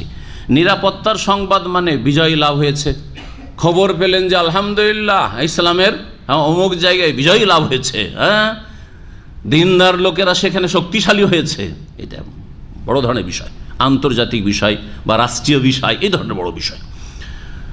আবিল খৌফ অথবা ভয়ভীতির খবর আসলো, মুসলিমদের চরমভাবে সেখানে ক্ষতিগ্রস্ত হইতে হয়েছে, ইসলামের বিরুদ্ধে বড় ধরনের চক্রান্ত চলছে, ইত্যাদি ইত্যাদি। এগুলো হচ্ছে বড় ধরনের অমূরে আম বিষয়। তো আল্লাহ বলছেন যে মানুষের স্বভাবটা কি? মানুষের স্বভাব হচ্ছে আজাউ বিহি, এগুলিকে রটিয়ে বেড়ায়, যে যা শুনলো রটিয়ে বেড়ালো, শুনতে মাত্রই আরে জানেন আরে অমুক দেশেই হয়েছে, আরে জানেন অমুক নেতা শুনেছি নাকি যে মন্দিরে সেজদা করে, জীবনে দেখোনি, ও সামনে থেকেও দেখেনি, ও আর ওর সাথে কোনো কথাও বলেনি, জানেও না। আজকে থেকে 30 বছর আগে কোন একজন মুসলিম শাসক সম্পর্কে একজন বলছে আমাকে যে আরে জানেন যারা কোরআন সুন্নাহ অনুসারীদের সাথে বিদ্বেষ রাখে আর রাফেজিদের সাথে বন্ধুত্ব রাখে, এরকম একটি দল আছে ভারত, বাংলাদেশ, পাকিস্তানে। এদের একজন আমাকে বলছে আরে জানেন অমুক শাসকের কথা বলছেন, ও তো প্লেনে উড়ে মদ খায়, আমাকে বলছে, আমি যদি শুই না বলতাম তো না হয় বলতেন যে একটু বাড়িয়ে বলছে সে। আমাকে বলছে একটু মানে দোষ তুলতে গিয়ে মুসলিম শাসকদের বহু গুনাহ আছে, এতে কোনো সন্দেহ নেই, কিন্তু আপনি বলছেন সে 1 নম্বর মদ খায়, 2 নম্বর প্লেনে উড়ে তখন মদ খায়। কথা বলছেন না? মদ খেতে দেখেছেন? আপনি যে বলছেন যে অমুক মদ খায়, মদ খেতে দেখেছেন? বলছেন না, শুনেছি। আচ্ছা, প্লেনে মদ খেয়েছিল তখন যেই লোকটা দেখেছে ওর সাথে সাক্ষাৎ করেছেন, দিয়ে ওর কাছ থেকে শুনেছেন? বলছেন না। তো বলছে শুনছি যে এইরকম নাকি ও প্লেনেও মদ খায়। আউযুবিল্লাহ, এটা একটা নজির পেশ করলাম। কথা বুঝতে পারছেন? আমাদের নেতা নেত্রীরা ওই যায়, অমুক দেশে যায়, তমুক দেশে যায়, আর ওখানে গিয়ে তখন তারা আসলে এই খারাপ কাজগুলি করে। এগুলো বলে না মুসলিমরা? হ্যাঁ, ছোট বাচ্চা, 18 বছরের বাচ্চা ফেসবুকে দিল একটা স্ট্যাটাস, তাই না? করছে না? এগুলি দিয়ে ইসলামের খেদমত হচ্ছে না ক্ষতি হচ্ছে? তখন ওই শাসক দেখবে যে এটা কে রে, দেখছে যে এটা একটু ওই মসজিদে যাওয়ার লোক, তার মানে যারা মসজিদে যায় এরাই হচ্ছে আমাদের শত্রু। তো ধর এগুলোর পিছনে লাগা, তদন্ত লাগা, যত মসজিদে যাওয়ার লোক আছে তদন্ত লাগা। এই জন্য কোনো একটি দেশ সম্পর্কে শুনেছিলাম কোন এক সময় যে ওই দেশে যদি ফজর নামাজের নিয়মিত যান কয়েকদিন, তো আপনার পিছনে তদন্ত, গোয়েন্দা লেগে যাবে যে কি ব্যাপার, ফজরে ডেলি কেন আসে ও। কথা বুঝতে পারছেন? এগুলো কিভাবে তৈরি হয়েছে? রিয়াকশনমূলক তৈরি হয়েছে, রিয়াকশনে তৈরি হচ্ছে। কারণ আমাদেরকে মারার চেষ্টা কে করছে? হ্যাঁ, আমাদেরকে মারার কে চেষ্টা করছে? আমাদের ক্ষয়ক্ষতি করা কে চেষ্টা করছে? গোয়েন্দা লেগে আছে, গোয়েন্দা এসে রিপোর্ট দিচ্ছে যে আপনাদেরকে মারার কে চেষ্টা করছে জানেন? ওই যে দাঁড়িয়ে রেখেছে 18 বছর ছেলেটা না, ওই রকম। তাহলে দেখ, ওই 18 বছর যার দাঁড়িয়ে আছে ধর ওকে, হ্যাঁ ধর, দেখ তদন্ত শুরু করবে না? রিয়াকশন, প্রতিক্রিয়া। এই জন্য এই যেগুলো জনগণের বিষয়, শাসকদের বিষয়, সেগুলো সবার মুখ খোলা ইসলামে জায়েজ নয়। ভালো করে শোনেন, এতে ক্ষয়ক্ষতি ছাড়া লাভ কিছু নেই। ইসলামের কোনো খেদমত করে দিতে পারেননি আর পারবেন না। আমি বলছি না যে তাদের নসিহত করতে হবে না, হ্যাঁ, নবী সাল্লাল্লাহু আলাইহি ওয়াসাল্লাম আদ-দীনুন নাসিহা, কিন্তু নাসিহা কেমন করে করে? নাসিহা কেমন করে করে? মান ইজ্জত রক্ষা করে না অপমান করে? মান ইজ্জত রক্ষা করে। আমার একটা ভুল দেখলেন, আরে এতগুলি মানুষের সামনে যদি আমি বক্তব্যটা শেষ করলাম বা তাফসীর শেষ করলাম, এসে আপনি এখানে এসে বললেন যে শেখ একটা আপনার সাথে কথা আছে, আর একবারে জোর গলে বললেন যে আপনার মধ্যে এটা ভুল কেন? এতে আপনি সংশোধন করতে চাইলেন না আমাকে অপমান করতে চাইলেন? ব্যক্তি জীবনে আমার ভুল, টাকনার নিচে কাপড় ধরেন, হ্যাঁ, যুব্বা লম্বা, অথবা আর কিছু এরকম মেলা দোষ থাকতে পারে, আর আপনি জেনে ফেলেছেন, অথবা আপনাকে ভুল তথ্য গিয়েছে, সামনে লুকিয়ে গিয়ে আমাকে বললে সংশোধন হবে না আপনাদের সামনে বলে সংশোধন হবে? লুকিয়ে বলতে হবে। তাহলে আমার সাথে গিয়ে নির্জনে দেখা করবেন যে শেখ আপনাকে কিন্তু ফজর নামাজে দেখিনি, কিন্তু কয়েকদিন জিজ্ঞেস করবেন। হতে পারে আমি কোন মসজিদে গেছি আপনি দেখেন, অথবা হতে পারে যে আমি অসুস্থ, হতে পারে না, কিন্তু যেখানে সেখানে বললে পরে এইভাবে, এটা নসিহা না, এটা ফজিহা। আরবিতে একটা হচ্ছে নসিহা, মানে হচ্ছে খায়রখাহি করা, হ্যাঁ, কল্যাণ কামনা করা, হিতাকাঙ্ক্ষী, আর ফজিহা মানে অপদস্থ, লাঞ্ছিত করা। মানুষের সামনে ব্যক্তি জীবনের ত্রুটি যদি তুলে ধরেন, এই আপনার পায়ে টাকনার নিচে কেন কাপড়, এভাবে যদি আপনাকে বলি, আপনার কিন্তু আমি হিতাকাঙ্ক্ষীও হলাম না, আপনাকে কি করলাম? লাঞ্ছিত, অপদস্থ করলাম। আপনাদের অনেকের দাড়ি নাই, যদি এক্ষুনি বলি কি ব্যাপার নিয়মিত দাড়ি কেন নাই, এত করে লোকের সামনে যদি বলি, আপনার কি দাড়ি রাখাতে উৎসাহিত করলাম না বিদ্বেষ ছড়াইলাম? ঘৃণা হইলো মানুষের। কি রে, এরকম অপমান করে মানুষকে, ঠিক কিনা? কিন্তু পার্সোনালি একা পেয়ে গেলাম লিফটে, আপনি আর আমি, আর কি ব্যাপার, মাশাআল্লাহ দিন তো অনেক শিখছেন, দাড়িটা কেন রাখছেন না? এটা হচ্ছে খাই। তো আমাদের জনগণ, সাধারণ মানুষের ক্ষেত্রে যদি নির্জন বললে উপকার হয়, আর সবার সামনে বললে ফজিহা, লাঞ্ছিত অপদস্থ করা হয়, তাহলে শাসকের কথা কি ভাবতে পারেন, নেতার কথা কি ভাবতে পারেন, হ্যাঁ, এমপি মিনিস্টারের কথা কি ভাবতে পারেন? এভাবে হয় সংশোধন? কখনো হয় না। আপনার উদ্দেশ্য হবে ইসলাহ করা, সংশোধন করা, এফসাদ বিগড়ানো নয়, হ্যাঁ, অবস্থা খারাপ করবেন না, সংস্কার করবেন। আল্লাহ পাক তৌফিক দান করেন। বলছিলাম যে কিছু লোকের স্বভাব আছে, ভয়ের সময় অথবা নিরাপত্তার সময় কি করে, একটু শুনতে পেলে আজাও বেহ রটিয়ে বেড়ায়। আল্লাহ বলছেন স্বভাব হচ্ছে রটিয়ে বেড়ানো, এটা ভালো কাজ না। আল্লাহ বলছেন না রটিয়ে যদি ওয়ালাউ রাদ্দুহু ইলা রাসূলি, এই বিষয়টিকে, এই সমস্যাকে যদি রাসূলুল্লাহ সাল্লাল্লাহু আলাইহি সাল্লামের দিকে ফিরিয়ে দিত, মানে রাসূলুল্লাহ সাল্লাল্লাহু আলাইহি সাল্লামের ছেড়ে যাওয়া কোরআন সুন্নাহ থেকে এর সমাধান তলাশ করত, এটা হচ্ছে রসুলের দিকে ফিরিয়ে দেওয়া। অন্য আয়াতে যেমন আল্লাহ বলছেন ফাইন তানাজাতুম ফি শাইইন কোনো ক্ষেত্রে যদি মতবিরোধ হয়, ঝগড়া হয়েছে দুজনে কোনো মাসলা নিয়ে, দিন নিয়ে, দুনিয়া নিয়ে, জমি নিয়ে, কিছুই নিয়ে, টাকা নিয়ে, কোন দিকে ফিরতে হবে? ফারুদ্দুহু ইলাল্লাহি ওয়া আল্লাহর দিকে ফিরিয়ে দাও এবং রাসূলের দিকে ফিরিয়ে যাও সাল্লাল্লাহু আলাইহি ওয়াসাল্লাম। অর্থাৎ কোরআনে কারীমের কাছ থেকে তুমি সমাধান নাও এবং রাসূলের হাদিস থেকে সমাধান নাও। রাসূলুল্লাহ জীবদ্দশায় রাসূলুল্লাহ সাল্লাল্লাহু আলাইহি ওয়াসাল্লামের কাছে যেতেন, কিন্তু রাসূলুল্লাহ ইন্তেকালের পরে কোরআন এবং হাদিসের কাছে যেতে হবে, তলাশ করতে হবে। এখানে শুধু রাসূলের কথা বলা হয়েছে, তার মানে রাসূলুল্লাহ সাল্লাল্লাহু আলাইহি ওয়াসাল্লামের কাছে গেলে হয় কোরআনের কথা পাবেন, আল্লাহর কথা, অথবা রাসূলুল্লাহ সাল্লাল্লাহু আলাইহি ওয়াসাল্লামের হাদিসের কথা পাবেন, সেটা ওহীর কথা। তারা যদি রাসূলের দিকে ফিরিয়ে দিত বিষয়টি, ওয়াইলা উলিল আমরে মিনহুম, এবং তাদের দায়িত্বশীল বা নেতৃস্থানীয় ক্ষমতাবানদের দিকে ফিরিয়ে দিত। ক্ষমতাবান দুই রকম, বা দায়িত্বশীল আমাদের মুসলিম সমাজের দুই রকম, এক হচ্ছে ওলামা, বড় বড় আলেমরা, আর এক হচ্ছে বড় বড় শাসকরা।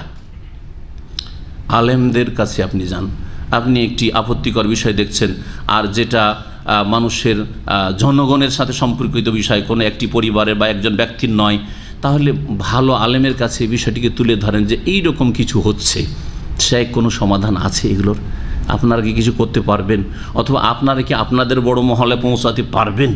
এটা হচ্ছে তরিকা। আলেমদের কাছে যেতে, উলিল আমরে মিনহুম, তাদের কাছে যেতে হবে, ওলামা উলিল আমর। আর শাসকদের মধ্যে হয়তো সবার কাছে পৌঁছতে পারছেন না, কিন্তু দেখছেন দুই একজন আছে ইসলাম ভীরু আছে, আল্লাহ ভীরু আছে, আর তারপরে তার সাথে সাক্ষাৎ করা সহজ। হ্যাঁ, যেমন আপনি মন্ত্রীর সাথে দেখা করতে পারবেন না, কিন্তু এমপির সাথে দেখা করতে পারবেন কিনা? সব এমপির সাথে পারবেন না, কিন্তু এমনও ভালো মানুষ হয় তার সাথে দেখা করতে পারবেন কিনা? অথবা আপনার এলাকার লোকের সাথে দেখা করতে পারবেন কিনা? আপনি পারবেন না, কিন্তু আপনার কোনো কেউ মুসলিম সমাজের কোনো একজন মানুষ পারবে কি পারবে না? ওর মাধ্যমে কথাগুলি, সংশোধনমূলক কথাগুলি তাদের কাছে, বড় নেতার কাছে পৌঁছে দেওয়ার চেষ্টা করে। সালাফে সালেহিনের তরিকা শাসকদের ইসলাহ সংশোধনের ক্ষেত্রে আর দেশের সংস্কারের ক্ষেত্রে এইরকমই ছিল।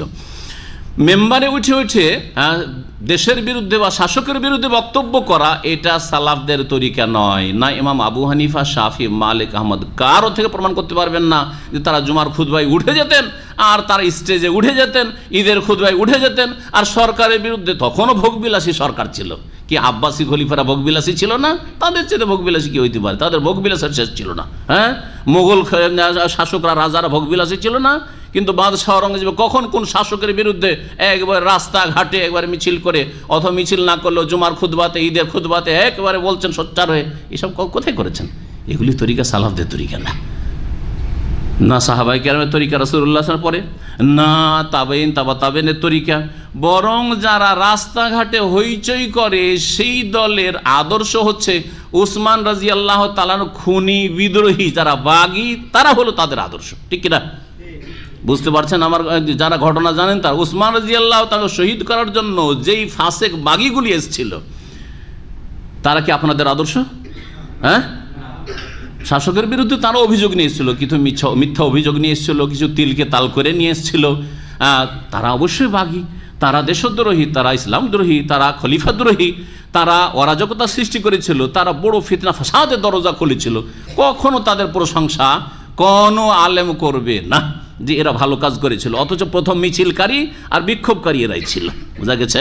জি হ্যাঁ। কোরআনী সমাধান শোনেন, বলছেন যে তারা যদি রাসূলের দিকে ফিরিয়ে দিত বিষয়টিকে এবং তাদের দায়িত্বশীলদের দিকে ফিরিয়ে দিত, লা আলিমাহুল্লাযিনা ইয়াস্তামবিতুনাহু মিনহুম, তাহলে অবশ্যই তার জেনে নিতে পারতো ওই সব লোকেরা বা ওই সব জ্ঞানীগুণীরা যারা তাদের মধ্য থেকে এই বিষয়টিকে ইস্তেমবাত করতে পারে। ইস্তেমবাত মানে কি? ইস্তেমবাত মানে হচ্ছে তথ্য অনুসন্ধানকারী, তথ্য অনুসন্ধানকারী, বা তত্ত্ব বলতে পারেন, তথ্য বলতে পারেন, তত্ত্ব বলতে পারেন। অনুবাদকরা দুই রকম অর্থ করেছে। তত্ত্ব, কোনো কিছুর তত্ত্ব অনুসন্ধানকারী, জি, যারা গভীরভাবে এই নিয়ে স্টাডি করতে পারে, তারপরে ভালো সমাধান দিতে পারে। ইস্তেমবাত শব্দটি নুন বা তা থেকে নেওয়া হয়েছে, মুশতাক বা মাখুজ। এই নাবাতা মানে কি হয়? নাবাতা তা দিয়ে না, নাবাতা যদি নুন বা তা হয় তাহলে ওর মানে হয় উদ্গত হওয়া, গাছপালা যে উদ্গত হচ্ছে বীজ থেকে অঙ্কুর, এটাকে নাবাত বলা হয়। উদ্ভিদকে এই জন্য নাবাত বলা হয়। আর নুন বা ত যেটা নাবাতা, ওর মানে হচ্ছে এমন কূপের পানি, যে কূপ যখন খনন করা হয় প্রথম যে পানিটা বেরোয় সেই পানিটাকে নাবাত বলা হয়। কুয়া খোদাই করেন কি করেন না? যখন কুয়া খুঁড়বেন তখন প্রথম পানি বেরোয় মাটি থেকে, যে প্রথম পানিটা বেরিয়ে আসে এটাকে নাবাত বলা হয় আরবি ভাষায়। এখান থেকে ইস্তেমবাদ শব্দটি নেওয়া হয়েছে, মানে বের করা, সমাধান বের করা। এই বিষয়টিকে চারিদিক থেকে স্টাডি করে সঠিক সমাধান তার থেকে বের করে নিয়ে আসা। এই জন্য ফোকাহে কেরামদের কাছে মাসলা ইস্তেমবাদ, এই হাদিস থেকে এই মাসলা ইস্তেমবাদ হইল, এই আয়াত থেকে এই মাসলা ইস্তেমবাদ হলো, এই শব্দ থেকে নেওয়া হয়েছে। জি, ইস্তেমবাদ মানে হচ্ছে ইস্তিখরাজ, বের করা, আর তার আসল শব্দ এবং তার অর্থও বললাম। ওয়ালাউলা ফাদুল্লাহ আলাইকুম ওয়া রাহমাতুহু, আল্লাহ পাকের অনুগ্রহ এবং দয়া যদি তোমাদের উপর না থাকতো, লাত্তাবাতুম শাইতান ইল্লা কালিলা, অল্প কিছু লোক ছাড়া তোমরা সকলে শয়তানের অনুসারী হয়ে যেতে। এই আয়াত সম্পর্কে তাফসীরকাররা কি বলেছেন সে সম্পর্কে, যখন কোনো সংবাদ আসে তখন সাথে সাথে রটিয়ে দিতে হয় না।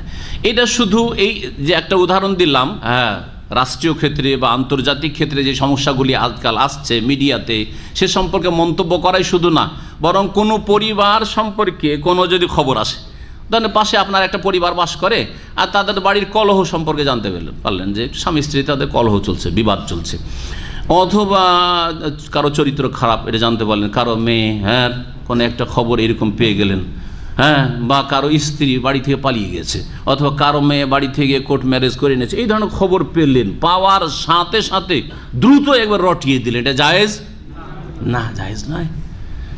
এটি কি ভালো করলেন আপনি? ভালো করলেন আর অপদস্থ করলেন ওই মেয়ের বাপ মাকে বা ওই যে মহিলার স্বামীকে, ওই গোটা বংশকে অপদস্থ করলেন না? চুপচাপ থাকেন, এটা রটিয়ে লাভটাই বা কি? কিন্তু এই সব কথা বাতাসের আগে রটে আর মানুষ রটাই, শুনেছেন না আমাদের দেশের ভাষা, যে খারাপ কথা বাতাসের আগে আগে রটে। জি হ্যাঁ, কারণ মানুষের স্বভাব এটা। আল্লাহ বলছেন আজাউ বিহি, রটাতে থাকবে এরা। নবী করিম সাল্লাল্লাহু আলাইহি ওয়াসাল্লাম কি বলেছেন?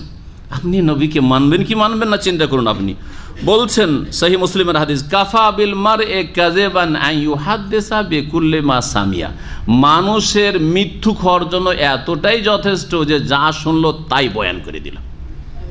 যা শুনে, রে অমুকের ছেলে শুনেছি খুব খারাপ, শুনেই বয়ান করে বেড়াচ্ছে। জি, অমুকের স্ত্রী খারাপ, এইসব কথা মিথ্যুক, আপনি একজন মিথ্যুক।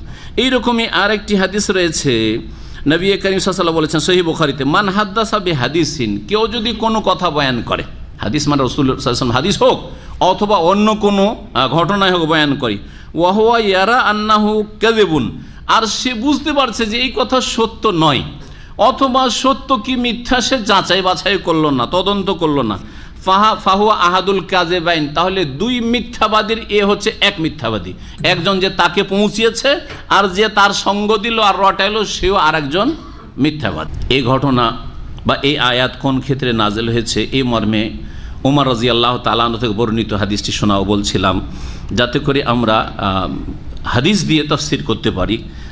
এই জন্য এই ঘটনাগুলি মাঝে মাঝে আমি বয়ান করছি, যদি এতে সময় আমাদের নিচ্ছে। রাসূলুল্লাহ সাল্লাল্লাহু আলাইহি সাল্লাম সম্পর্কে ওমর রাদিয়াল্লাহু তাআলা আনহুর কাছে খবর পৌঁছিল যে তিনি নাকি স্ত্রীদের সকলকে তালাক দিয়ে দিয়েছেন। গুজব রটে গেছে, নবী সাল্লাল্লাহু আলাইহি ওয়াসাল্লাম তালাকা নিসা, সব স্ত্রীকে তালাক দিয়ে দিয়েছে রাগ করে। কত বড় গুজব চিন্তা করেন। যদি নবী সাল্লাল্লাহু আলাইহি ওয়াসাল্লামের স্ত্রী সম্পর্কে এরকম গুজব রটে যায় তো আপনার আমার হইতে পারে কি পারে না? আর যেমনই শুনলেন তেমনই বয়ান করে বেড়াচ্ছেন, আরে খবর জানেন, আরে শাইখ এরকম কাজ করেছে, আরে জানা নয়, জিজ্ঞাসা করে নাই, কিচ্ছু না, তদন্ত না, বয়ান করে বেড়াচ্ছেন। মিথ্যুক আপনি, গুনাহগার আপনি। নবী সাল্লাল্লাহু আলাইহি ওয়াসাল্লাম তালাক দিয়েছেন। আন্না রাসূলুল্লাহ সাল্লাল্লাহু আলাইহি ওয়াসাল্লাম ফাজা মিন মানজিলিহি, এক বিবি নবী সাল্লাল্লাহু আলাইহি ওয়াসাল্লামের উমরের মেয়ে হাফসা, পেরেশানি হবে কি হবে না? নবী সাল্লাল্লাহু আলাইহি ওয়াসাল্লাম যদি স্ত্রীকে তালাক দেন, এইটাই তো একটা বড় সমস্যা। তারপরে আবার আমার মেয়ে ঘরে আসে, তো আমার মেয়েকেও তালাক। আর উপরন্ত পেরেশানি এই ছিল যে অন্যান্য স্ত্রীরা তো দেখতে সুন্দরী, আমার মেয়েটা তো এত সুন্দরীও না, তারপরে বিধবা, বয়সও একটু হয়ে গেছিল, আর তাকেও যদি তালাক দিয়ে দেয়, হায় আল্লাহ কি করলাম। কোন রকম করে চেষ্টা করে আবু বকর জামাই করতে পেরেছেন, উসমান শ্বশুর বানাইতে পেরেছেন নবীকে, আলী শ্বশুর বানাইতে পেরেছেন, আমি তো কিছুই পারলাম না। অনেক চেষ্টার পরে মেয়েটা কোন রকম দিতে পারলাম রাসূলুল্লাহ সাল্লাল্লাহু আলাইহি ওয়াসাল্লাম, তাও তালাক হয়ে গেল। পেরেশানি শেষ নেই তার, দৌড় দিয়ে ছুটে এসছেন। আসার পরে ফাজা মিন মানজিলি, বাড়িতে হাত্তা দাখাল মসজিদ আসেন, ফাওয়াজাদান নাস ইয়াকুলুনা যালিকা, আরে মসজিদে লোকেরা বসে আছে, ওরাও বলছে নবী সাল্লাল্লাহু আলাইহি ওয়াসাল্লাম তালাক দিয়ে দিয়েছে সব স্ত্রীকে। কিসে থেকে বুঝেছেন?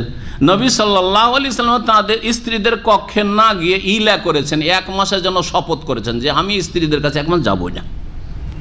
ইলা বলা হয় এটাকে, ইলার কথা কোরআনে কারিমে রয়েছে, লিল্লাযিনা ইউলুনা মিন নিসাইহিম তারাব্বুসু আরবাআতি আশহুর, 1 মাস যাব না। আর তারপরে নিচে তলা থেকে ওপরে উঠে গেছেন একা এক ঘরে, আর কাউকে আসতে দেওয়া দেয় না, কোনো স্ত্রী আমার কাছে আসবে না, কেউ দেখা করবে না আমার সাথে। অসন্তুষ্ট কখন করেছিলেন?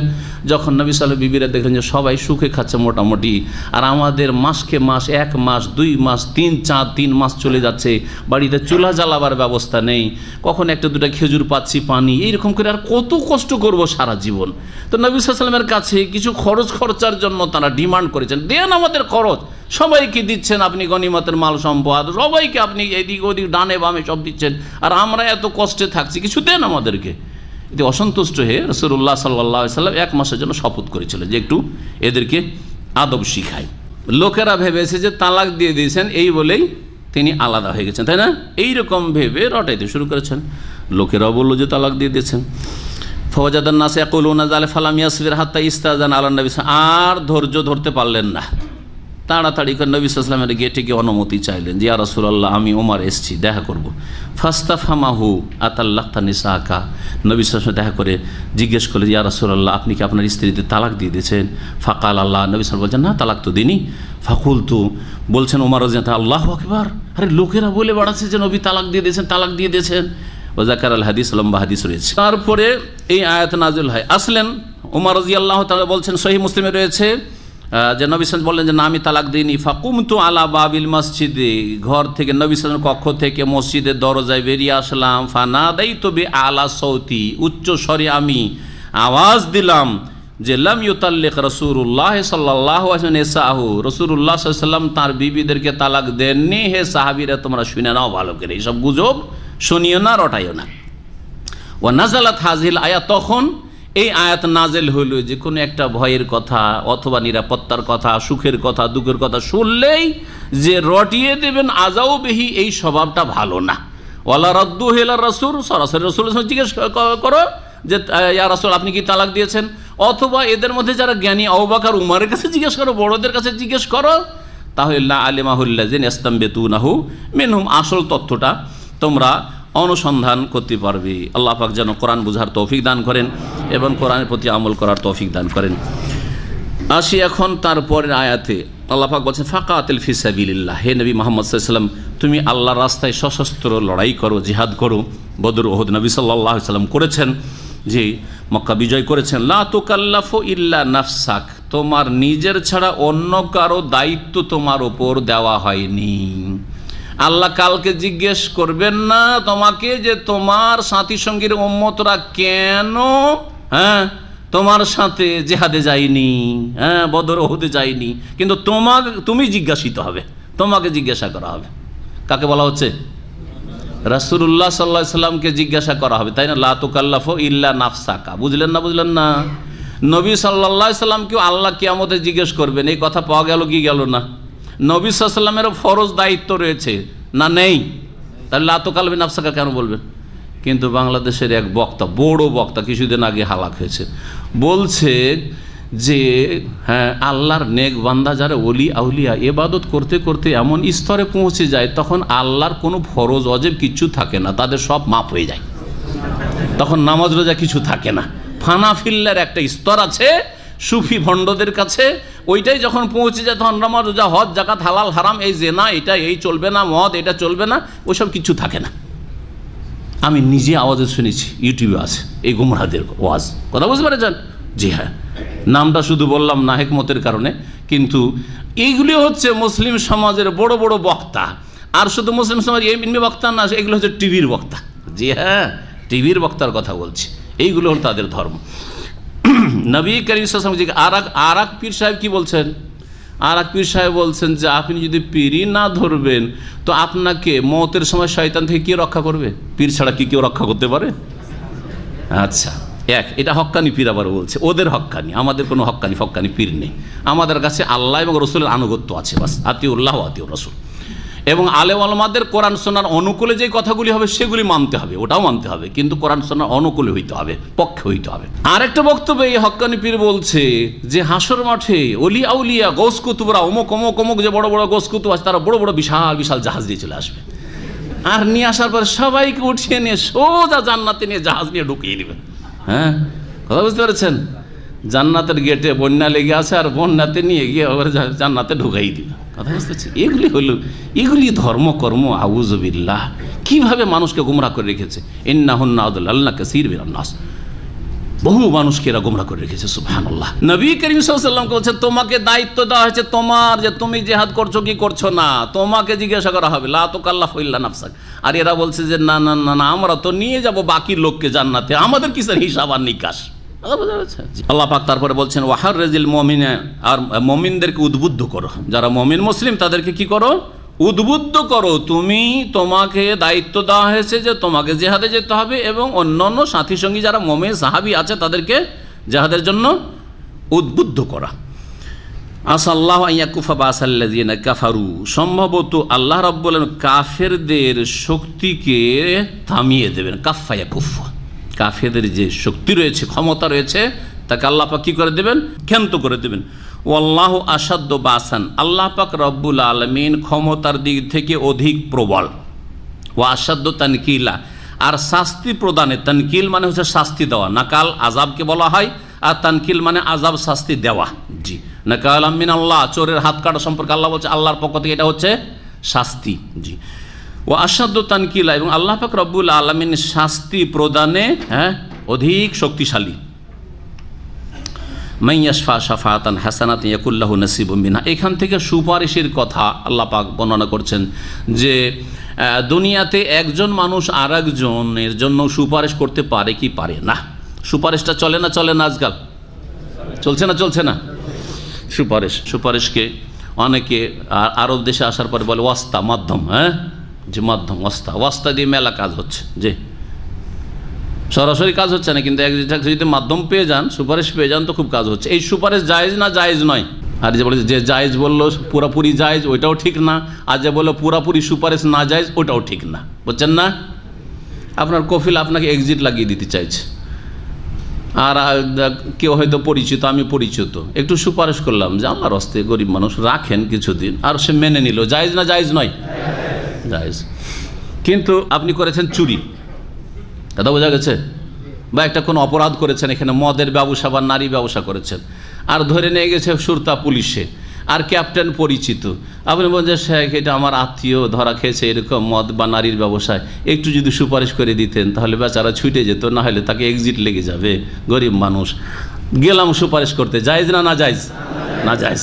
এবার বুঝতে পেরেছেন, তাই না? তাহলে সব সুপারিশ জায়েজ নয়, সব সুপারিশ না জায়েজও নয়। কিছু বৈধ সুপারিশ যদি হয় তাহলে জায়েজ, আর অন্যের হক নষ্ট করার জন্য বা অপরাধীর শাস্তিকে ক্ষান্ত করার জন্য দলের লোক, পার্টির লোক, বড় খুনি সন্ত্রাসী রাতের অন্ধকারে বের করে নিয়ে চলে আসে, বোরখাওয়ালা এক মহিলাকে লাঞ্ছিত অপদস্থ করছে এই খবিশ অভিশপ্ত, আর তারপরে ধরে নিয়ে যাওয়া হচ্ছে, রাতে গিয়ে বড় নেতা ছুটিয়ে নিয়ে চলে আসছে। জায়েজ? হারাম, হারাম। কিয়ামতে এরা আল্লাহ পাকে রব্বুল আলামিন তাদের জন্য কঠোর শাস্তি রেখেছেন। শোনেন, এখন আল্লাহ পাক বলছেন মাইয়াশফা শাফাআতান হাসানা, দুই ভাগে ভাগ করে, শাফাআতান হাসানা আর শাফাআতান সাইয়্যা, ভালো সুপারিশ আর মন্দ সুপারিশ তাহলে রয়েছে।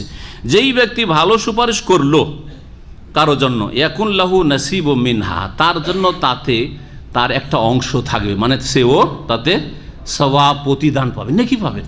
একটা লোকে যদি হেল্প করে দেন সুপারিশ করে ভালো কাজের ক্ষেত্রে, তাহলে আপনি নেকি পাবেন। জি। ওমাইয়াশফা শাফাআতান সাইয়্যা, আর কেউ যদি মন্দ সুপারিশ করে, অপরাধীকে শাস্তি যেন না দেওয়া হয়, অথবা অবৈধ কাজের জন্য সুপারিশ করা হয়, এই ঘুষ নিয়ে কাজটা করে দেন আপনি। এইরকম কিছু এজেন্ট আছে, ঘুষের কারবার করে, সরাসরি ঘুষ নেবে না ভদ্রলোক, কিন্তু ও যাকে চেনে ওর মাধ্যমে ওকে ধরেন, তাহলে নেবে। এইরকম যদি কেউ করে, এটা হচ্ছে শাফাআতে সাইয়্যা, মন্দ সুপারিশ, গুনহার সুপারিশ করা। ইয়াকুন লাহু কিফলুম মিনহা, তাতেও তার একটা অংশ থাকবে। কিসের অংশ? নেকির অংশ, গুনহার অংশ। এখানে লক্ষণীয় যে নেকির ক্ষেত্রে আল্লাহ নসিব বললেন, আর গুনহার ক্ষেত্রে আল্লাহ কিফল বললেন। জি, তাহলে বোঝা গেল যে নসিব কথাটি ভালো অর্থেই ব্যবহার হয়ে থাকে। আমরা বলি যে আমার নসিবটা খুব ভালো, এটা ঠিক আছে, কিন্তু আমরা নসিবটা খারাপ, নসিব খারাপ হয় না, নসিব মানে ভালো। নসিব মানে কি? ভালো। ফালাহু নাসিবুম মিনহা। আর কিফলুন মানে হচ্ছে খারাপ, খারাপ ভাগ, জঘন্য ভাগ, মন্দ ভাগ। এই জন্য হাবিল কাবিলের সম্পর্কে যখন হাদিস বর্ণনা করা হয়েছে যে কাবিল প্রথম তার ভাই হাবিলকে খুন করেছে, সুতরাং কিয়ামত পর্যন্ত যত খুনিরা থাকবে তাদের খুনের 1 ভাগ গোনা পাপ কার ওপর আসবে? কাবিলের ওপর আসবে। ওই কিফলুন সেখানে শব্দটি রয়েছে, 1 ভাগ, তারপরে কিফল শব্দটি ব্যবহার করা হয়েছে। কিফল মানে অংশ হয় আর নসিব মানে অংশ হয়। ওয়াকান আল্লাহ আলা কুল্লি শাইইন মুকিতা, এবং আল্লাহ রাব্বুল আলামিন সব কিছুর ওপর তিনি তত্ত্বাবধায়ক। হাফিজান একটি তাফসীর করা হয়েছে, কোন তাবেই করেছেন, কেউ তাফসীর করেছেন মুকিতান মানে হচ্ছে শাহিদান, প্রত্যক্ষকারী, আল্লাহ পাক রব্বুল আলামিন। কেউ বলছেন হাসিবা, হিসাব গ্রহণকারী। আবার আরেকটি তাফসীর দেখলাম যে বাংলায় করেছে, আরবি তাফসীরে সেটা নেই, সেটা হচ্ছে মুকিতান, শক্তি থেকে নিয়েছে। আল্লাহ পাক প্রত্যেক বস্তুর ওপর ক্ষমতাবান বা শক্তিশালী, এই অর্থ করেছে। আল্লাহু আলাম, সবগুলি অর্থ হইতে পারে। ওয়াইজা হাইয়াতুম বিতাহিয়াতিন ফাহাইয়ু বিআহসানা মিনহা আও রুদ্দুহা ইন্নাল্লাহা কানা আলা কুল্লি শাইইন হাসিবা। আল্লাহ পাক রব্বুল আলামিন এখান থেকে অভিবাদনের আদব বর্ণনা করছেন, সালাম দেওয়ার অথবা সালামের সাথে সাথে সংশ্লিষ্ট হচ্ছে উপঢৌকন, গিফট, উপহার দেওয়ার আদব বর্ণনা করছেন। ওয়াইজা হাইয়াতুম বিতাহিয়াতিন, যখন তোমাদেরকে অভিবাদন করা হয়, যখন তোমাকে সালাম দেওয়া হবে, অভিবাদন করা হবে, ফাহাইয়ু বিআহসানা মিনহা, তখন তুমিও অভিবাদন করো তার চাইতে উৎকৃষ্ট রূপে, তার মতো না, কীরকম? তার চাইতে বেশি উত্তম রূপে। যতটা তোমাকে অভিবাদন ওয়েলকাম করা হলো তার চাইতে ভালো করে তুমি ওয়েলকাম করো। আও রুদ্দুহা, না হলে কমের পক্ষে সমান সমান ফিরিয়ে দাও, সমান সমান উত্তর দাও, এতটা। এই জন্য হাদিসে রয়েছে যে কেউ যদি তোমাকে বলে আসসালামু আলাইকুম ওয়া রাহমাতুল্লাহি ওয়া বারাকাতুহু, তো তুমি বলো ওয়া আলাইকুম আসসালাম ওয়া রাহমাতুল্লাহি ওয়া বারাকাতুহু, সমান সমান, কারণ ওয়া বারাকাতুহু পর্যন্তই সেই হাদিস। আর যদি কেউ বলে আসসালামু আলাইকুম, তাহলে আপনি কি বলবেন? ওয়া আলাইকুম আসসালাম ওয়া রাহমাতুল্লাহ, আর একটু বেশি হলো। আর যদি ওয়া বারাকাতুহু করে দেন আরও ভালো, ওর চাইতে বেশি ভালো করে করলেন। কেউ যদি বলে আসসালামু আলাইকুম ওয়া রাহমাতুল্লাহ, তাহলে কি বলবেন? ওয়ালাইকুম আসসালাম ওয়া রাহমাতুল্লাহি ওয়া বারাকাতুহু। এটা হচ্ছে তাহিয়ার ক্ষেত্রে। এই ইসলামী তাহিয়া ছাড়া কেউ যদি বলে, এই মাসলাও জেনে নেন, কেউ যদি বলে যে শুভ সকাল, শুভ সন্ধ্যা, বুঝেন না বাংলার অভিবাদন, সাবাহাল খের, মাসাল খের। একজন আরবি আপনার আসসালামু আলাইকুম সাবাহাল খের, মাসাকাল্লাহ বিল খের বলে না বেদুইনরা, আর ওরা বলছে। তো আসসালামু আলাইকুম বলার পরে বলে তাহলে জায়েজ। সালাম না বলে কেউ যদি সাবাহাল খায়ের বলে বা গুড মর্নিং বলে তাহলে জায়েজ নাই। ভালো করে মশলা জানেন, কারণ ইসলামের তাহিয়া বাদ দিয়ে অন ইসলামিক তাহিয়া অভিবাদন করবে, এটা জায়েজ নয়, বিদআত, জি হারাম। কিন্তু যদি অতিরিক্ত করে যে আমি সালামও দিলাম, তার সাথে সাথে বললাম good morning, good evening, good নুন, আফটারনুন করে, তাহলে জায়েজ হবে কি না? আসসালামু আলাইকুম, গুড মর্নিং করেন মুসলিম হইলে, অমুসলিম হইলে বলবে আসসালামু আলাইকুম, জায়েজ না? জায়েজ নাই। নবী সাল্লাল্লাহু আলাইহি ওয়াসাল্লাম লা তাবদাউল ইয়াহুদা ওয়ান নাসারা বিসসালাম, সহিহ বুখারী হাদিস। তোমরা ইহুদি খ্রিস্টান কোনো কাফেরকে সালাম শুরু করিও না, সালাম দিও না, সালাম দেবে না। তুমি সালাম যদি দেই তাহলে কি করবেন? অনেক অমুসলিম আরব দেশগুলিতে মুসলিম দেশে আসার পরে কি করে, বা যেখানে মুসলিম জনসংখ্যা বেশি বা আপনার সাথে হয়তো খাতির টাতির আছে, সালাম দিয়ে দেয়, রসিকতা করে নয়। উপহাস করে দিলে তো তার নিয়ত খারাপ, উপহাস না, ভালোভাবেই দেয়, সালাম আলাইকুম বলে দিচ্ছে। অনেকে মুসলিম সমাজে এমনভাবে মিশে দিয়ে যেতে চায় যাতে আপনি টের না পান যে অমুসলিম, এইরকমও বাস করতে চায়, খুব চালাক চতুর। তো সালাম আলাইকুম, ওয়ালাইকুম আসসালাম বছরকে বছর বলছে, আপনি ভাবছেন হয়তো মুসলিম। যদি এইরকম কেউ সালাম দেয় তো উত্তর দেওয়া যাবে কি না? উত্তর দেওয়া যাবে কি বলে? ওয়ালাইকুম, একমত, মাশাআল্লাহ। তাহলে আপনারা এজমা করছেন এর উপর, কিন্তু ওলামাদের এজমা নেই, এর উপর ইখতিলাফ আছে। একদল ওলামা বলছেন যে যদি অমুসলিম সালাম দেয় তাহলে কি বলবেন? ওয়া আলাইকুম শুধু বলবেন, বা ওয়া আলাইকা, তোমার ওপরে, বাস এতটুকু।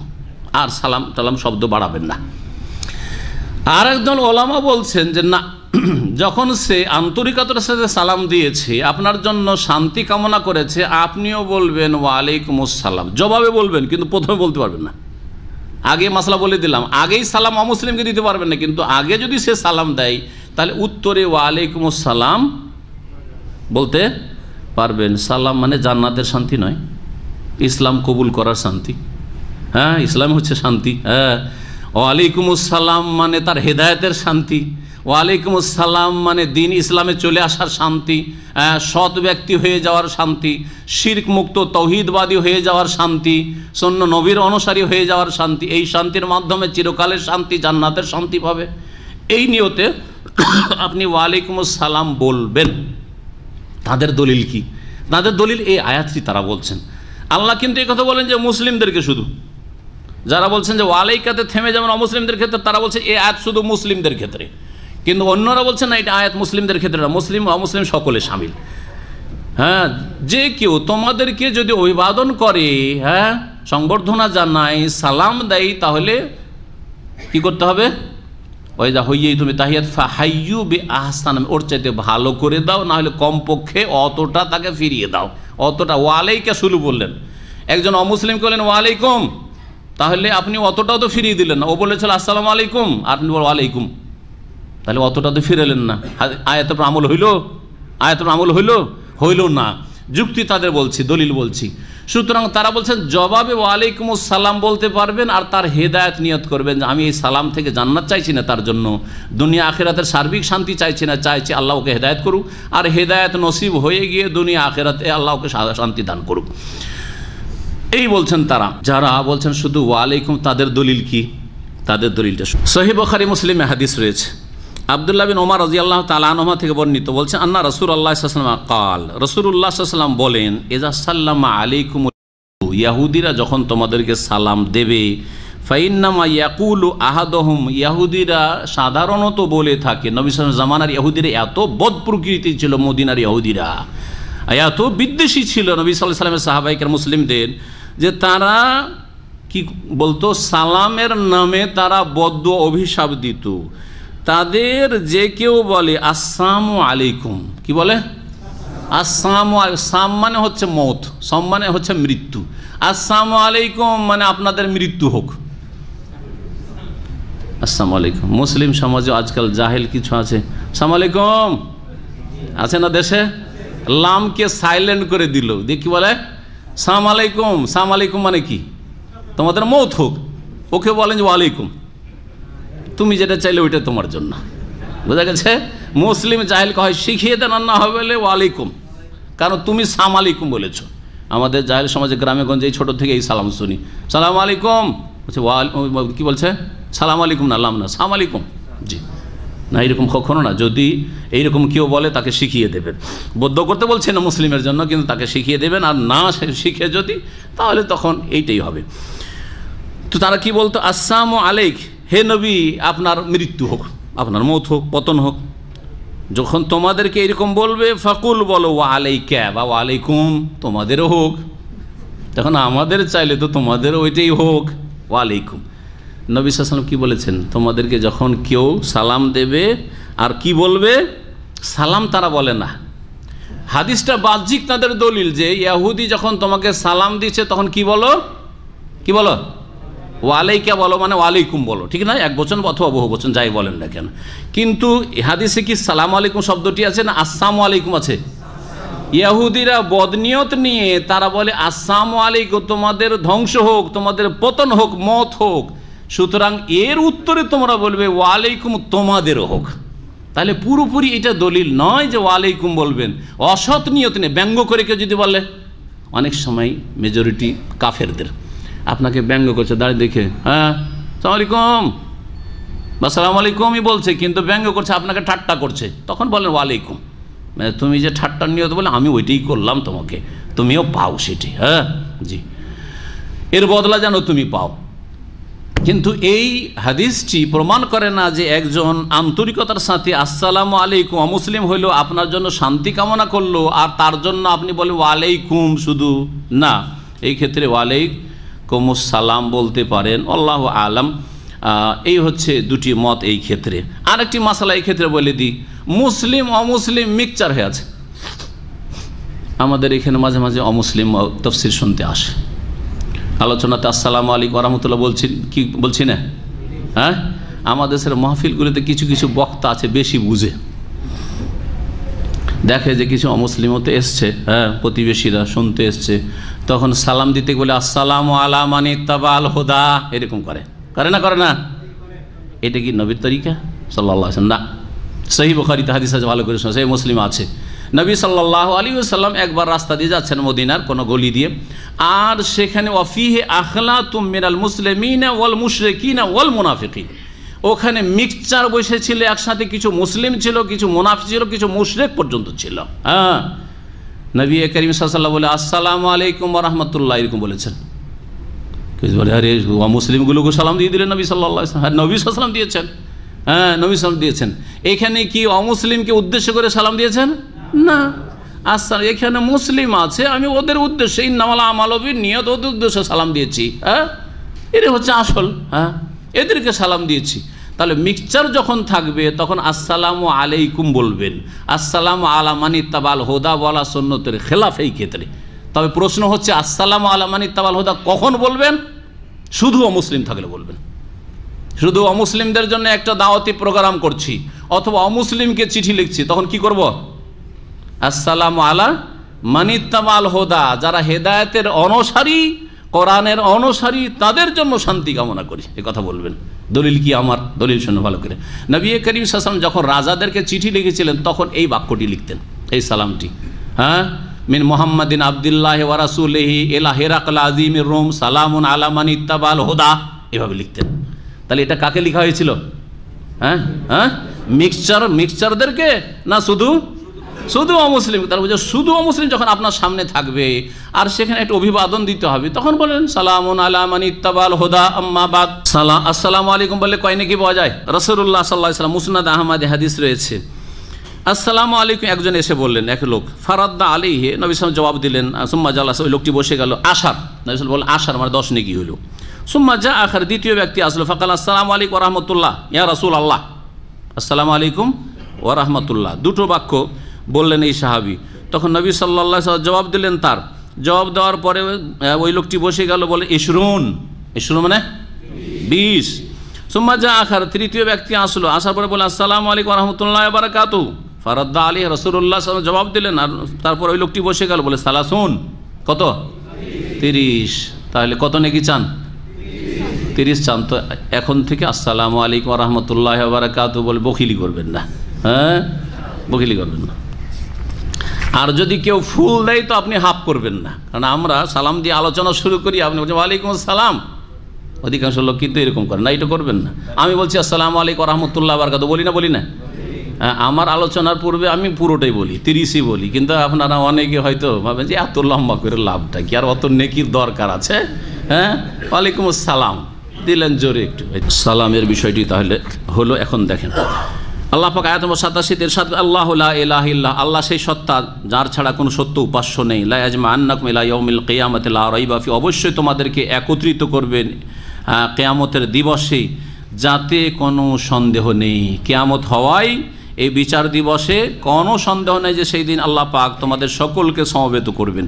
ওমান আসদাকু মিনাল্লাহি হাদিসা, কথার দিক থেকে আল্লাহর চাইতে অধিক সত্যবাদী আর কি আছে। ফামা লাকুম ফিল মুনাফিকিনা ফিআতাইন, তোমাদের কি হয়ে গেছে যে মুনাফিকদের ব্যাপারে তোমরা দুই দলে বিভক্ত হয়ে গেছো, আল্লাহ বলছেন। ওয়াল্লাহু আরকাসাহুম বিমা কাসাব, অথচ আল্লাহ পাক এই মুনাফিকদের কৃতকর্মের কারণে তাদেরকে উল্টো দিকে ফিরিয়ে দিয়েছেন। তুরিদুন আন তাহদু মান আদাল্লাল্লাহ, যাদেরকে আল্লাহ পথভ্রষ্ট করেছেন তাদেরকে কি তোমরা হেদায়েত করে দিতে চাও? পারবে?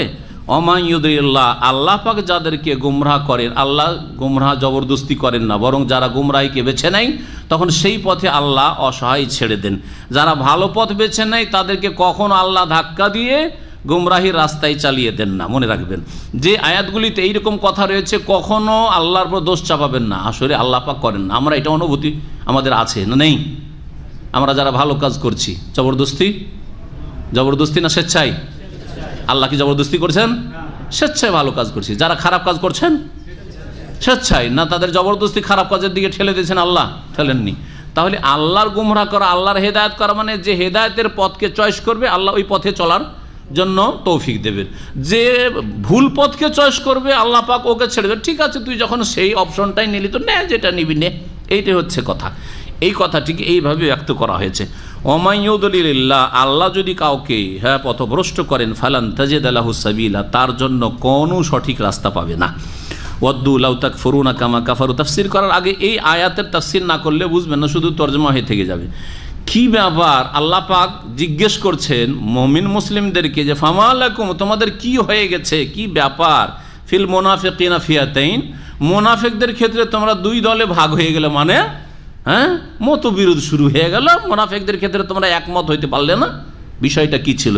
এই মর্মে কয়েকটি ঘটনা বর্ণনা করা হয়েছে, তার মধ্যে বেশি সহিহ যে ঘটনাটি সেটি বর্ণনা করছি। বলছেন ইমাম ইবনে কাসির রাহমাতুল্লাহ, উখতুলিফা ফি সাওয়াবে যালিকা, এই আয়াত সম্পর্কে, এই আয়াতের শানে নজুল সম্পর্কে মতবিরোধ রয়েছে বা বিভিন্ন মত রয়েছে। তার মধ্যে মুসনাদ আহমদে রয়েছে যে আন্না রাসূলুল্লাহ সাল্লাল্লাহু আলাইহি ওয়াসাল্লাম খারাজা ইলা উহুদ, রাসূলুল্লাহ সাল্লাল্লাহু আলাইহি ওয়াসাল্লাম ওহুদের যুদ্ধের জন্য বেরোলেন। কোন হিজরিতে? কত হিজরিতে? তৃতীয় হিজরিতে ওহুদে রাসূলুল্লাহ সাল্লাল্লাহু আলাইহি ওয়াসাল্লাম বেরিয়ে গেলেন। তার সাথে কতজন বেরিয়ে গেছিলেন? 1000 313 জন কোথায় গিয়েছিল? বদরে। জি হ্যাঁ। ফারাজা নাসুন, কিছু লোক মুনাফিকরা রাস্তা থেকে ফিরে গেল, তাদের সংখ্যা 300 ছিল। 1000 মধ্যে 300 রাস্তা থেকে ফিরে গেল। খারাজু মাহু, প্রথম তো বেরিয়েছিল, ধোকা দিয়ে রাস্তা থেকে বেরিয়ে পড়লো তারা। ফাকান আসহাবু রাসূলিল্লাহ ফিহিম ফিরকাতাইন, তখন রাসূলুল্লাহ সাল্লাল্লাহু আলাইহি ওয়াসাল্লাম সাহাবায়ে কেরামরা এদের ক্ষেত্রে যে এদের ব্যাপারে আমরা কি অ্যাকশন নিতে পারি, দুই ভাগে বিভক্ত হয়ে গেল। এক দল বলছে এদেরকে হত্যা করতে হবে, আর এক দল বলছে না না না বাদ দাও বাদ দাও। আল্লাহ বলছেন কি ব্যাপার, মুনাফিকদের ক্ষেত্রে তোমরা একমত হইতে পারছো না? ফামা লাকুম ফিল মুনাফিকিনা ফিয়াতাইন, মুনাফিকদের ক্ষেত্রে একমত হইতে পারছো না। এটা শুধু ওই যুগের কথা নয়, আজকে তো আরো মারাত্মক। নাস্তিক একদল ওলামা বলছে যে জানাজা পড়বো না, আর একদল ওলামা নিজে ইমামতি করে চলে আসছে নাকি? দেখেন না, যতই বড় নাস্তিক ইসলামের দুশ্মন মারা যাক মুসলিম দেশে, বাংলাদেশে, ওর জানাজা কেউ না কেউ পড়বে। ভাড়াটা মোল্লা আছে, ব্যবস্থা আছে, ঠিক কিনা? এমন কোন দেখা গেছে ইসলামের দুশ্মন যে এত বড় দুশ্মন তোর জানাজা কেউ পড়বে না, একমত হইতে পেরেছে? ফামা লাকুম ফিল মুনাফিকিনা ফিয়াতাইন, কি হয়ে গেছে মুনাফিকদের ক্ষেত্রে তোমরা এত মতবিরোধী আছো, একমত হইতে পারছো না? দুই দলে ভাগ হয়ে গেল। ফিরকাতুন তাকুল, এক দল বলতে লাগলো নাকতুলহুম, এদেরকে সবকে হত্যা করব, আমাদের সাথে ধোঁকাবাজি করলো, বিশ্বাসঘাতকতা করলো, আমাদের মনোবলকে ধ্বংস করে দেওয়ার চেষ্টা করলো, রাস্তা থেকে পালিয়ে যাওয়া মানে। অফিরকাতুন তাকুল, আর এক দল বলল আল্লাহ না চলবে না। তখন আল্লাহ পাক এই আয়াত নাজিল করলেন, আর তারপরে নবী সাল্লাল্লাহু আলাইহি ওয়াসাল্লাম এই আয়াত পড়ে শোনালেন আর বললেন ইন্নাহা তাইবা, মদিনা হচ্ছে পাক পবিত্র, মদিনার একটি নাম হচ্ছে তাইবা, মদিনার একটি নাম তাইবা, মদিনার আর একটি নাম তাবা। জি। ওয়া ইন্নাহা তানফিল খাবাসার, মদিনা নোংরাদেরকে দূর করে দিবে, যারা নিকৃষ্ট নোংরা খবিস তাদেরকে দূরে সরিয়ে দেবে, তাড়িয়ে দেবে। কামায়ানফিল কিরো খাবাসাল হাদিদ, যেমন হাফরে লোহা, মরিচা যুক্ত লোহা জ্বালালে কি করে, মরিচাকে হাফরের আগুন কি করে দেয়, দূর করে দেয়। ওই রকমই মদিনা, ওই রকমই মদিনা ভালো মানুষকে রাখবে আর মুনাফিকদেরকে মদিনা তাড়িয়ে দেবে, এখানে বসবাসের তৌফিক দেবে না। অনেক লোক আছে বেদিন যারা মক্কা মদিনায় বাস করতে চাই না, মক্কা মদিনা ছেড়ে দূরে বাস করে, এখানে থাকবো, এখানে থাকলে বেশি বাধা ধরা, এতে থাকতে হবে, একটু ফ্রি হয়ে থাকবো, চলে যা পশ্চিমা দেশে থাকবো, পশ্চিমা দেশে থাকবো।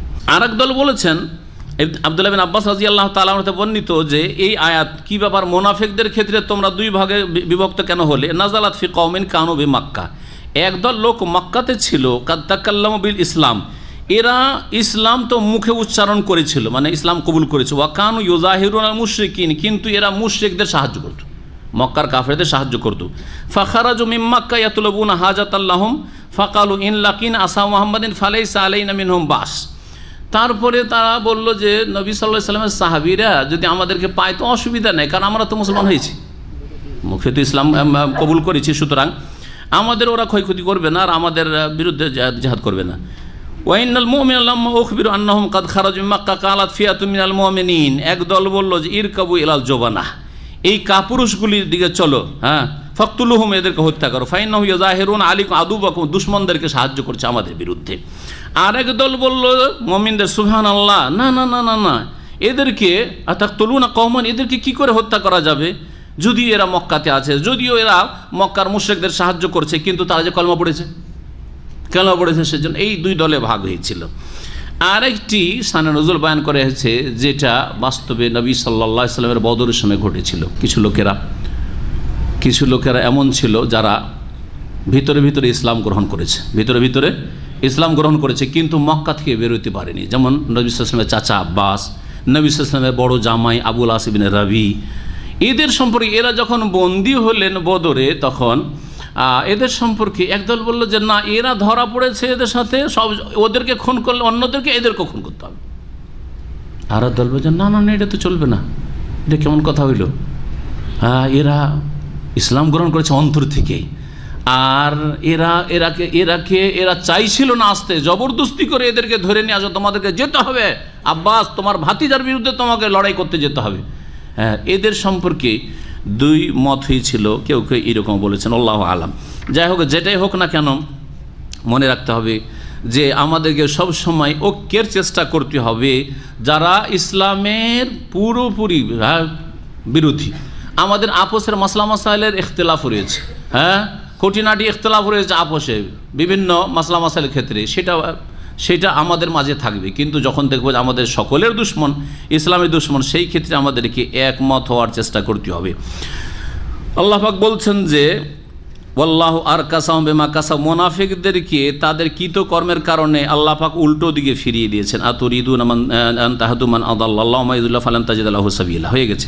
ওয়াদ্দু লাউ তাকফুরুন, এই মুনাফিকরা পছন্দ করে যে তোমরাও যদি কাফের হয়ে যেতে, কামা কাফারু, যেমন তারা কাফের হয়েছে, অস্বীকার করেছে, ফাতাকুনুনা সাওয়া, আর তোমরা সকলে সমান হয়ে যেতে বা একাকার হয়ে যেতে। তারা চায় যে তোমরা তাদের সাথে মিশে যাও, একাকার হয়ে যাও। ফালা তাত্তাখিযু মিনহুম আউলিয়া হাত্তা ইউহাজিরু ফি সাবিলিল্লাহ, তাদের মধ্য থেকে কাউকে তোমরা বন্ধু হিসাবে গ্রহণ করিও না, মুনাফিকদেরকে বন্ধু হিসাবে গ্রহণ করিও না, যতক্ষণ পর্যন্ত তারা আল্লাহর রাস্তায় হিজরত করে মদিনা না আসছে। মক্কা বিজয়ের আগে মদিনায় হিজরত করে আসা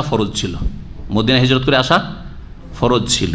যতক্ষণ পর্যন্ত হিজরত না করে আসছে ততক্ষণ পর্যন্ত তাদেরকে বন্ধু হিসাবে গ্রহণ করা যাবে না, তাদেরকে আপন ভাবা যাবে না, কারণ ওদের মধ্যে থাকছে, হতে পারে ওদের গোয়েন্দাগিরি করতে পারে, ওদের কাছে মুসলিমদের ভিতরে খবর, গোপনীয় খবর পৌঁছে দিতে পারে। ফাইন তাওয়াল্লাউ ফাখুযুহুম, তারা যদি বিমুখ হয়ে যায়, না হিজরত করেও আসলো না, তারা উল্টো দিকে ফিরে গেল, ফাখুযুহুম, তাহলে এদেরকে ধরো, মানে বন্দি করো। ওয়াকতুলুহুম হাইসু ওয়াজাদতুম, যেখানে পাও না কেন তাদেরকে হত্যা করো। ওয়ালা তাত্তাখিযু মিনহুম ওয়ালিয়্যা ওয়ালা নাসীরা, তাদের মধ্য থেকে কাউকে তোমরা বন্ধু হিসাবে বা সহায়ক হিসাবে গ্রহণ করিও না। এই হুকুমগুলি যেখানে পাও হত্যা করো, কার জন্য? হারবি কাফের জন্য। হারবি কাফের, মক্কার লোকেরা কি ছিল? হারবি কাকে বলা হয়? যারা যুদ্ধের ঘোষণা ইসলাম মুসলিমের বিরুদ্ধে করে রেখেছে। হ্যাঁ, যে কোনো সময় মুসলিম তাদের অনিষ্ট থেকে নিরাপদ নয়, যে কোনো সময় মারতে পারে, হ্যাঁ মারছে, এরা হচ্ছে হারবি। একমাত্র এই আয়াতগুলি হারবি কাফেরদের ক্ষেত্রে, বাকি যাদের সাথে চুক্তি হয়ে রয়েছে, চুক্তির ওপর অটল থাকতে হবে, আল্লাহ পাক চুক্তি পুরা করতে বলেছেন।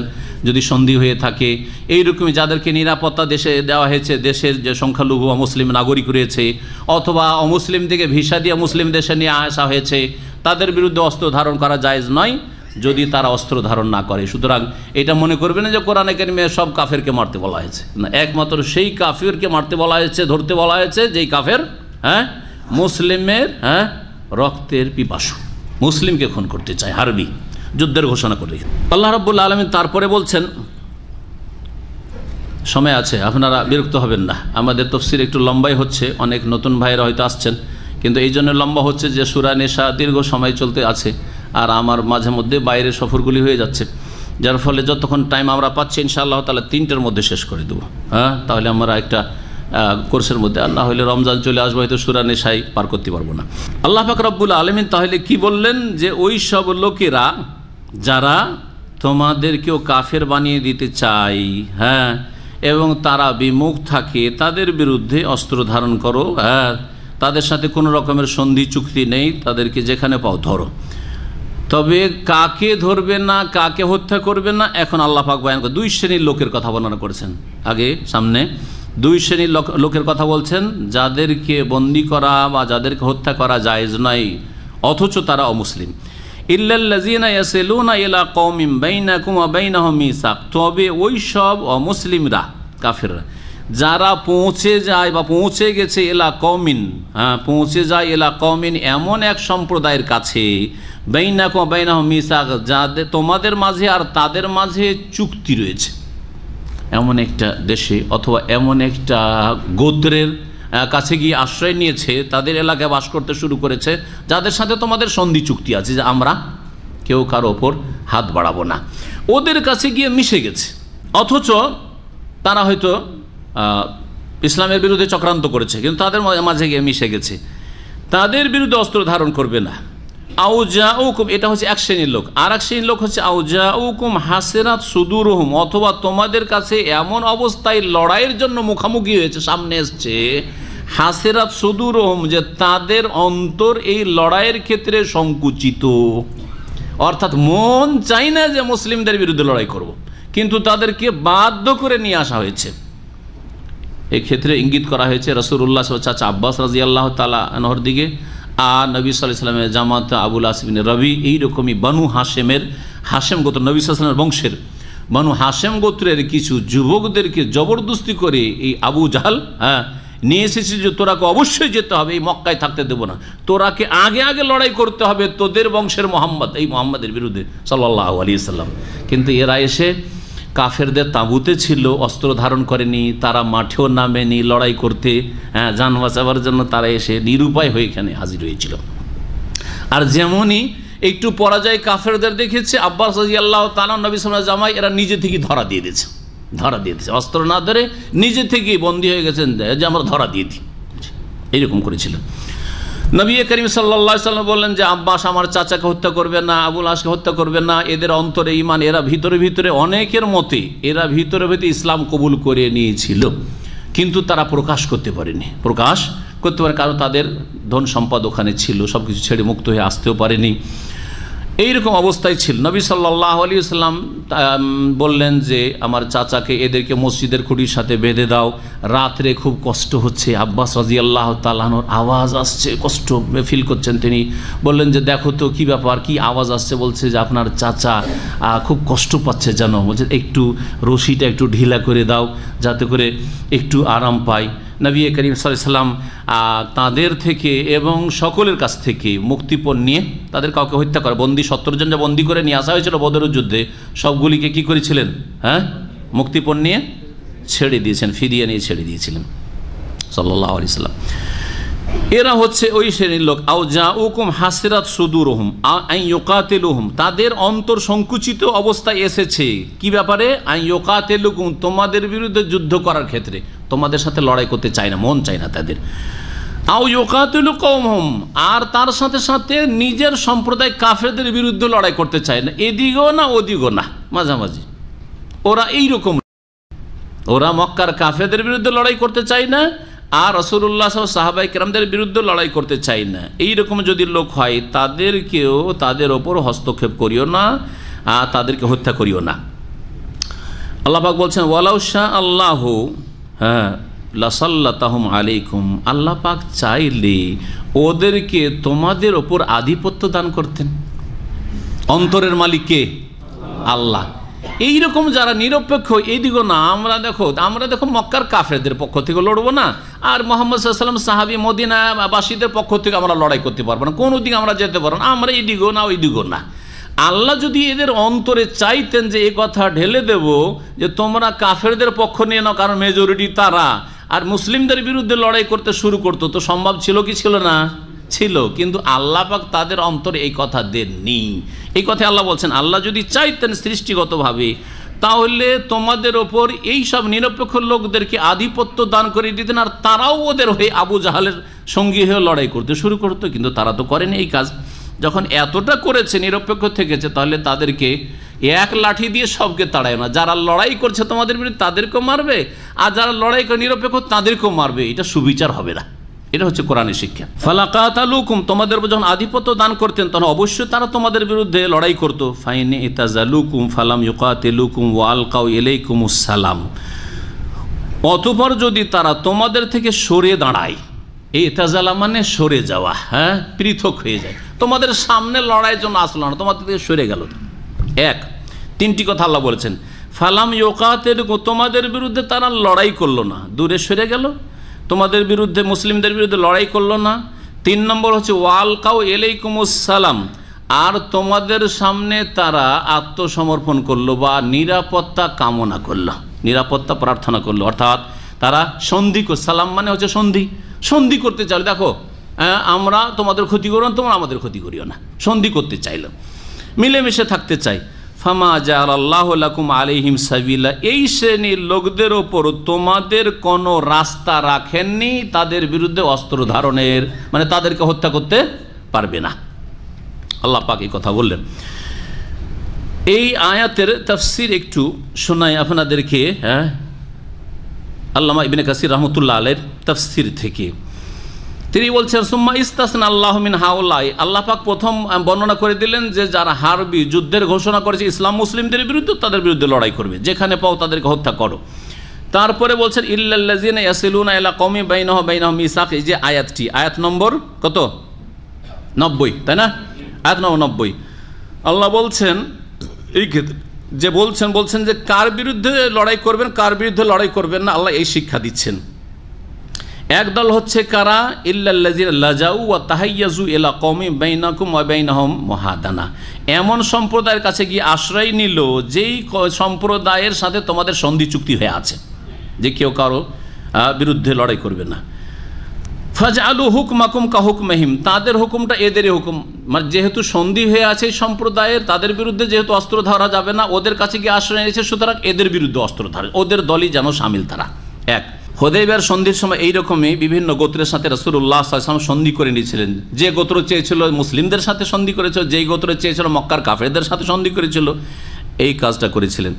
দ্বিতীয় দলের কথা আল্লাহ বলছে যাদের বিরুদ্ধে অস্ত্র ধরা যাবে না, আও জাউকুম হাসরাত সুদুরহুম, বলছেন হাওলাই কওমুন আখারুন, আর একটা দল রয়েছে মিনাল মুস্তাসনিনা আনিল আমরি বিকিতাল, যাদের বিরুদ্ধে যুদ্ধ করা যাবে না, এরা ব্যতিক্রম। ওহমুল্লাযিনা ইয়াজিউনা ইলাল মাসাফি, যাদেরকে রণক্ষেত্রে হয়তো নিয়ে এসে দাঁড় করে দেওয়া হয়েছে। ওহম হাসারাতুন সুদুরহুম, কিন্তু তাদের অন্তর সংকুচিত, মন চাই না মোটেই যে অস্ত্র ধরো মুসলিমদের বিরুদ্ধে। মুবগিযিনা ইউকাতিলু, তোমাদের বিরুদ্ধে যুদ্ধ করতে মোটেই চাই না। হ্যাঁ, এদের সম্পর্কে আল্লাহ পাক বলছেন যে আল্লাহ চাইলে তো তোমাদের বিরুদ্ধে লড়াই করতেন, যখন করেনি তারা নিরপেক্ষ থেকেছে। সুতরাং ওয়াহাউলাই কাল জামাতিল্লাযিনা খারাজু ইয়াওমা বদর মিন বানি হাশিম, এরা ওই দলের মতো বা ওই দল যারা বদরের দিন হাশেম গোত্রের নবী সাল্লাল্লাহু আলাইহি ওয়াসাল্লাম বংশের লোকেরা এসেছিল মুশরিকদের সাথে, ফাহাদারুল কেতালা, রণক্ষেত্রে বদরে হাজির হয়েছিল। ওহম কারেহুনা, কিন্তু এই যুদ্ধ পুরোপুরি তারা ঘৃণা করছিল, বর্জন করছিল। যেমন কাল আব্বাস ও নাহবি, আব্বাস রাদিয়াল্লাহু রাসূলের চাচা সাল্লাল্লাহু আলাইহি ওয়াসাল্লাম এবং অন্য আরও সাথী সঙ্গীরা তার। নবী করিম সাল্লাল্লাহু আলাইহি ওয়াসাল্লাম সেই দিন নাহান নবী সাল্লাল্লাহু আলাইহি ওয়াসাল্লাম ইয়াউমাইযিন আন কাতলিল আব্বাসি ওয়া আমারা বিআসরিহি, নবী সাল্লাল্লাহু আলাইহি ওয়াসাল্লাম বললেন যে আব্বাসকে এখানে হত্যা করিও না, বরং একে বন্দী করে মদিনা নিয়ে চলো। জি, আর একটা দলের কথা এখন বর্ণনা করছেন আয়াত নম্বর 91। আল্লাহ বলছেন সাতাজিদুনা আখারিনা, আরও কিছু লোককে পাবে, শীঘ্রই তোমরা এমন একটি দলকে পাবে, আখারিনা, অন্য আরও কিছু লোককে পাবে, ইউরিদুনা আইয়ামানুকুম, এরা কিন্তু মুনাফিক, এরা মুনাফিক। কীরকম? এরা তোমাদের কাছে নিরাপত্তা নিতে চায়, মুসলিমদের কাছে এসে মুসলিম হয়ে যায় যাতে করে নিরাপত্তা পেয়ে যায়। ওয়ায়ামানু কওমহুম, এবং তারা নিরাপত্তা নিতে চায় তাদের সম্প্রদায় কাফেরদের কাছে, ওদের কাছে যায়, ওদের মতো কথা বলে যে আছি, তোমাদের সাথে আছি। মুসলিমদের কাছে এসে বলে যে আপনাদের সাথে আছি, আর কাফেরদের কাছে এসে বলে আপনাদের সাথে আছি, এরকম করে। কুল্লামা রুদ্দু ইলাল ফিতনা, যখন যখন তাদেরকে কোনো ফিতনার দিকে, বিপর্যয়ের দিকে, হ্যাঁ, যুদ্ধের দিকে, লড়াইয়ের দিকে ফিরিয়ে দেওয়া হয়, উরকে সুফিয়া, সেদিকে উল্টো চলে যায়। মানে কেউ যদি বলে যে মুসলিমদের বিরুদ্ধে লড়াই করো, মেতে উঠে তাতেই। তার মানে এরা অন্তর থেকে কিন্তু ইসলামের বিরুদ্ধে, মুসলিমের বিরুদ্ধে লড়াইকে ঘৃণা করতো না দ্বিতীয় দলটির মতো, বরং এরা অন্তর থেকে কাফেরদের সাথে ছিল। ইন্নামাল আমাল ও বিন্নিয়াত, আসল হচ্ছে নিয়তের বিষয়টি, অন্তর থেকে কাফেরদের সাথে তারা ছিল। ফালাম ইয়া, কিন্তু মুখে মুখে এসে নিরাপত্তার কথা বলতো নবী সাল্লাল্লাহু আলাইহি ওয়াসাল্লাম সাহাবায়ে কেরামদেরকে। ফাইনলাম ইয়াতাজিলুকুম, এদের সম্পর্কে আল্লাহ বলছেন তোমাদের থেকে এরা যদি সরে না দাঁড়ায়, মানে সামনে যদি লড়াইয়ের জন্য চলে আসে, ওয়ায়ুলকু ইলাইকুমুস সালাম, এবং তোমাদের সাথে এরা যদি চুক্তি না করে, সরেও দাঁড়াইলো না চুক্তিও করলো না, তার মানে যদি সরে দাঁড়ায় আর চুক্তি করে নাই তাহলে হত্যা করা যাবে না বা তাদের বিরুদ্ধে লড়াই করা যাবে না। তারা যদি সরে না দাঁড়ায় আর তারা সন্ধি চুক্তি না করে, ওয়াকুফু আইদিয়াহুম, এবং আইদিয়াহুম, তাদের হাতকে তারা যদি সংবরণ না করে, হাতকে না থেমে নেয় যে না ইসলাম মুসলিমদের বিরুদ্ধে লড়াই করব না, তাহলে তাদের ক্ষেত্রে কি করবে? ফাখুযুহুম, তাদেরকে বন্দি করো, ধরো, ওয়াকতুলুহুম, এবং তাদেরকে হত্যা করো, হাইসু সাকিফতুহুম, যেখানে পাও না কেন, যেখানে পাও না কেন মানে হালাল এরিয়াতে পাও অথবা হারামের ভিতরেও যদি হারাম এরিয়াতে পাও সেখানেই তাদেরকে ধরো, আল্লাহ বলছেন। ওয়াউলাইকুম জাআলনা লাকুম আলাইহিম সুলতানাম মুবিনা, এরাই তো সেই লোকেরা যাদের ওপর তোমাদেরকে আল্লাহ পাক সুস্পষ্ট কর্তৃত্ব দান করেছেন, অর্থাৎ তোমাদেরকে আল্লাহ পাক তাদের ওপর আধিপত্য দান করেছেন, ক্ষমতা দিয়েছেন, এবং আল্লাহ নির্দেশ দিয়েছেন যে এদের বিরুদ্ধে অস্ত্র ধারণ করো। আজকের তাফসির এখান থেকেই শেষ করি, ইনশাআল্লাহ তাআলা আগামী সপ্তাহে আবার বাকি যতটুকু তাফসির হবে করার চেষ্টা করব। আল্লাহ পাক রব্বুল আলামিন যেন আমাদের এই কোরআনের তাফসির পুরা করার তৌফিক দান করেন এবং কোরআনে কারীমের প্রতি আমল করার তৌফিক দান করেন। কোরআনে কারীমের রাসূলুল্লাহ সাল্লাল্লাহু আলাইহি ওয়াসাল্লামের সহিহ সুন্নাহর দাওয়াত দেওয়ার তৌফিক দান করেন। আমাদের দিনের দাওয়াতে আল্লাহ পাক যেন বরকত দান করেন। আল্লাহ পাক আমাদেরকে সমস্ত অনিষ্ট থেকে, শার থেকে, বালা মুসিবত থেকে হেফাজত করেন। দুনিয়া এবং আখিরাতের ঈমান আমলের ফিতনা থেকে, ধন সম্পদের ফিতনা থেকে, সমস্ত রকম ফিতনা থেকে আল্লাহ পাক আমাদের যেন হেফাজত করেন। ওয়া সাল্লাল্লাহু আলা নবিয়িনা মুহাম্মদ ওয়া আলা আলিহি ওয়া সাহবিহি আজমাইন।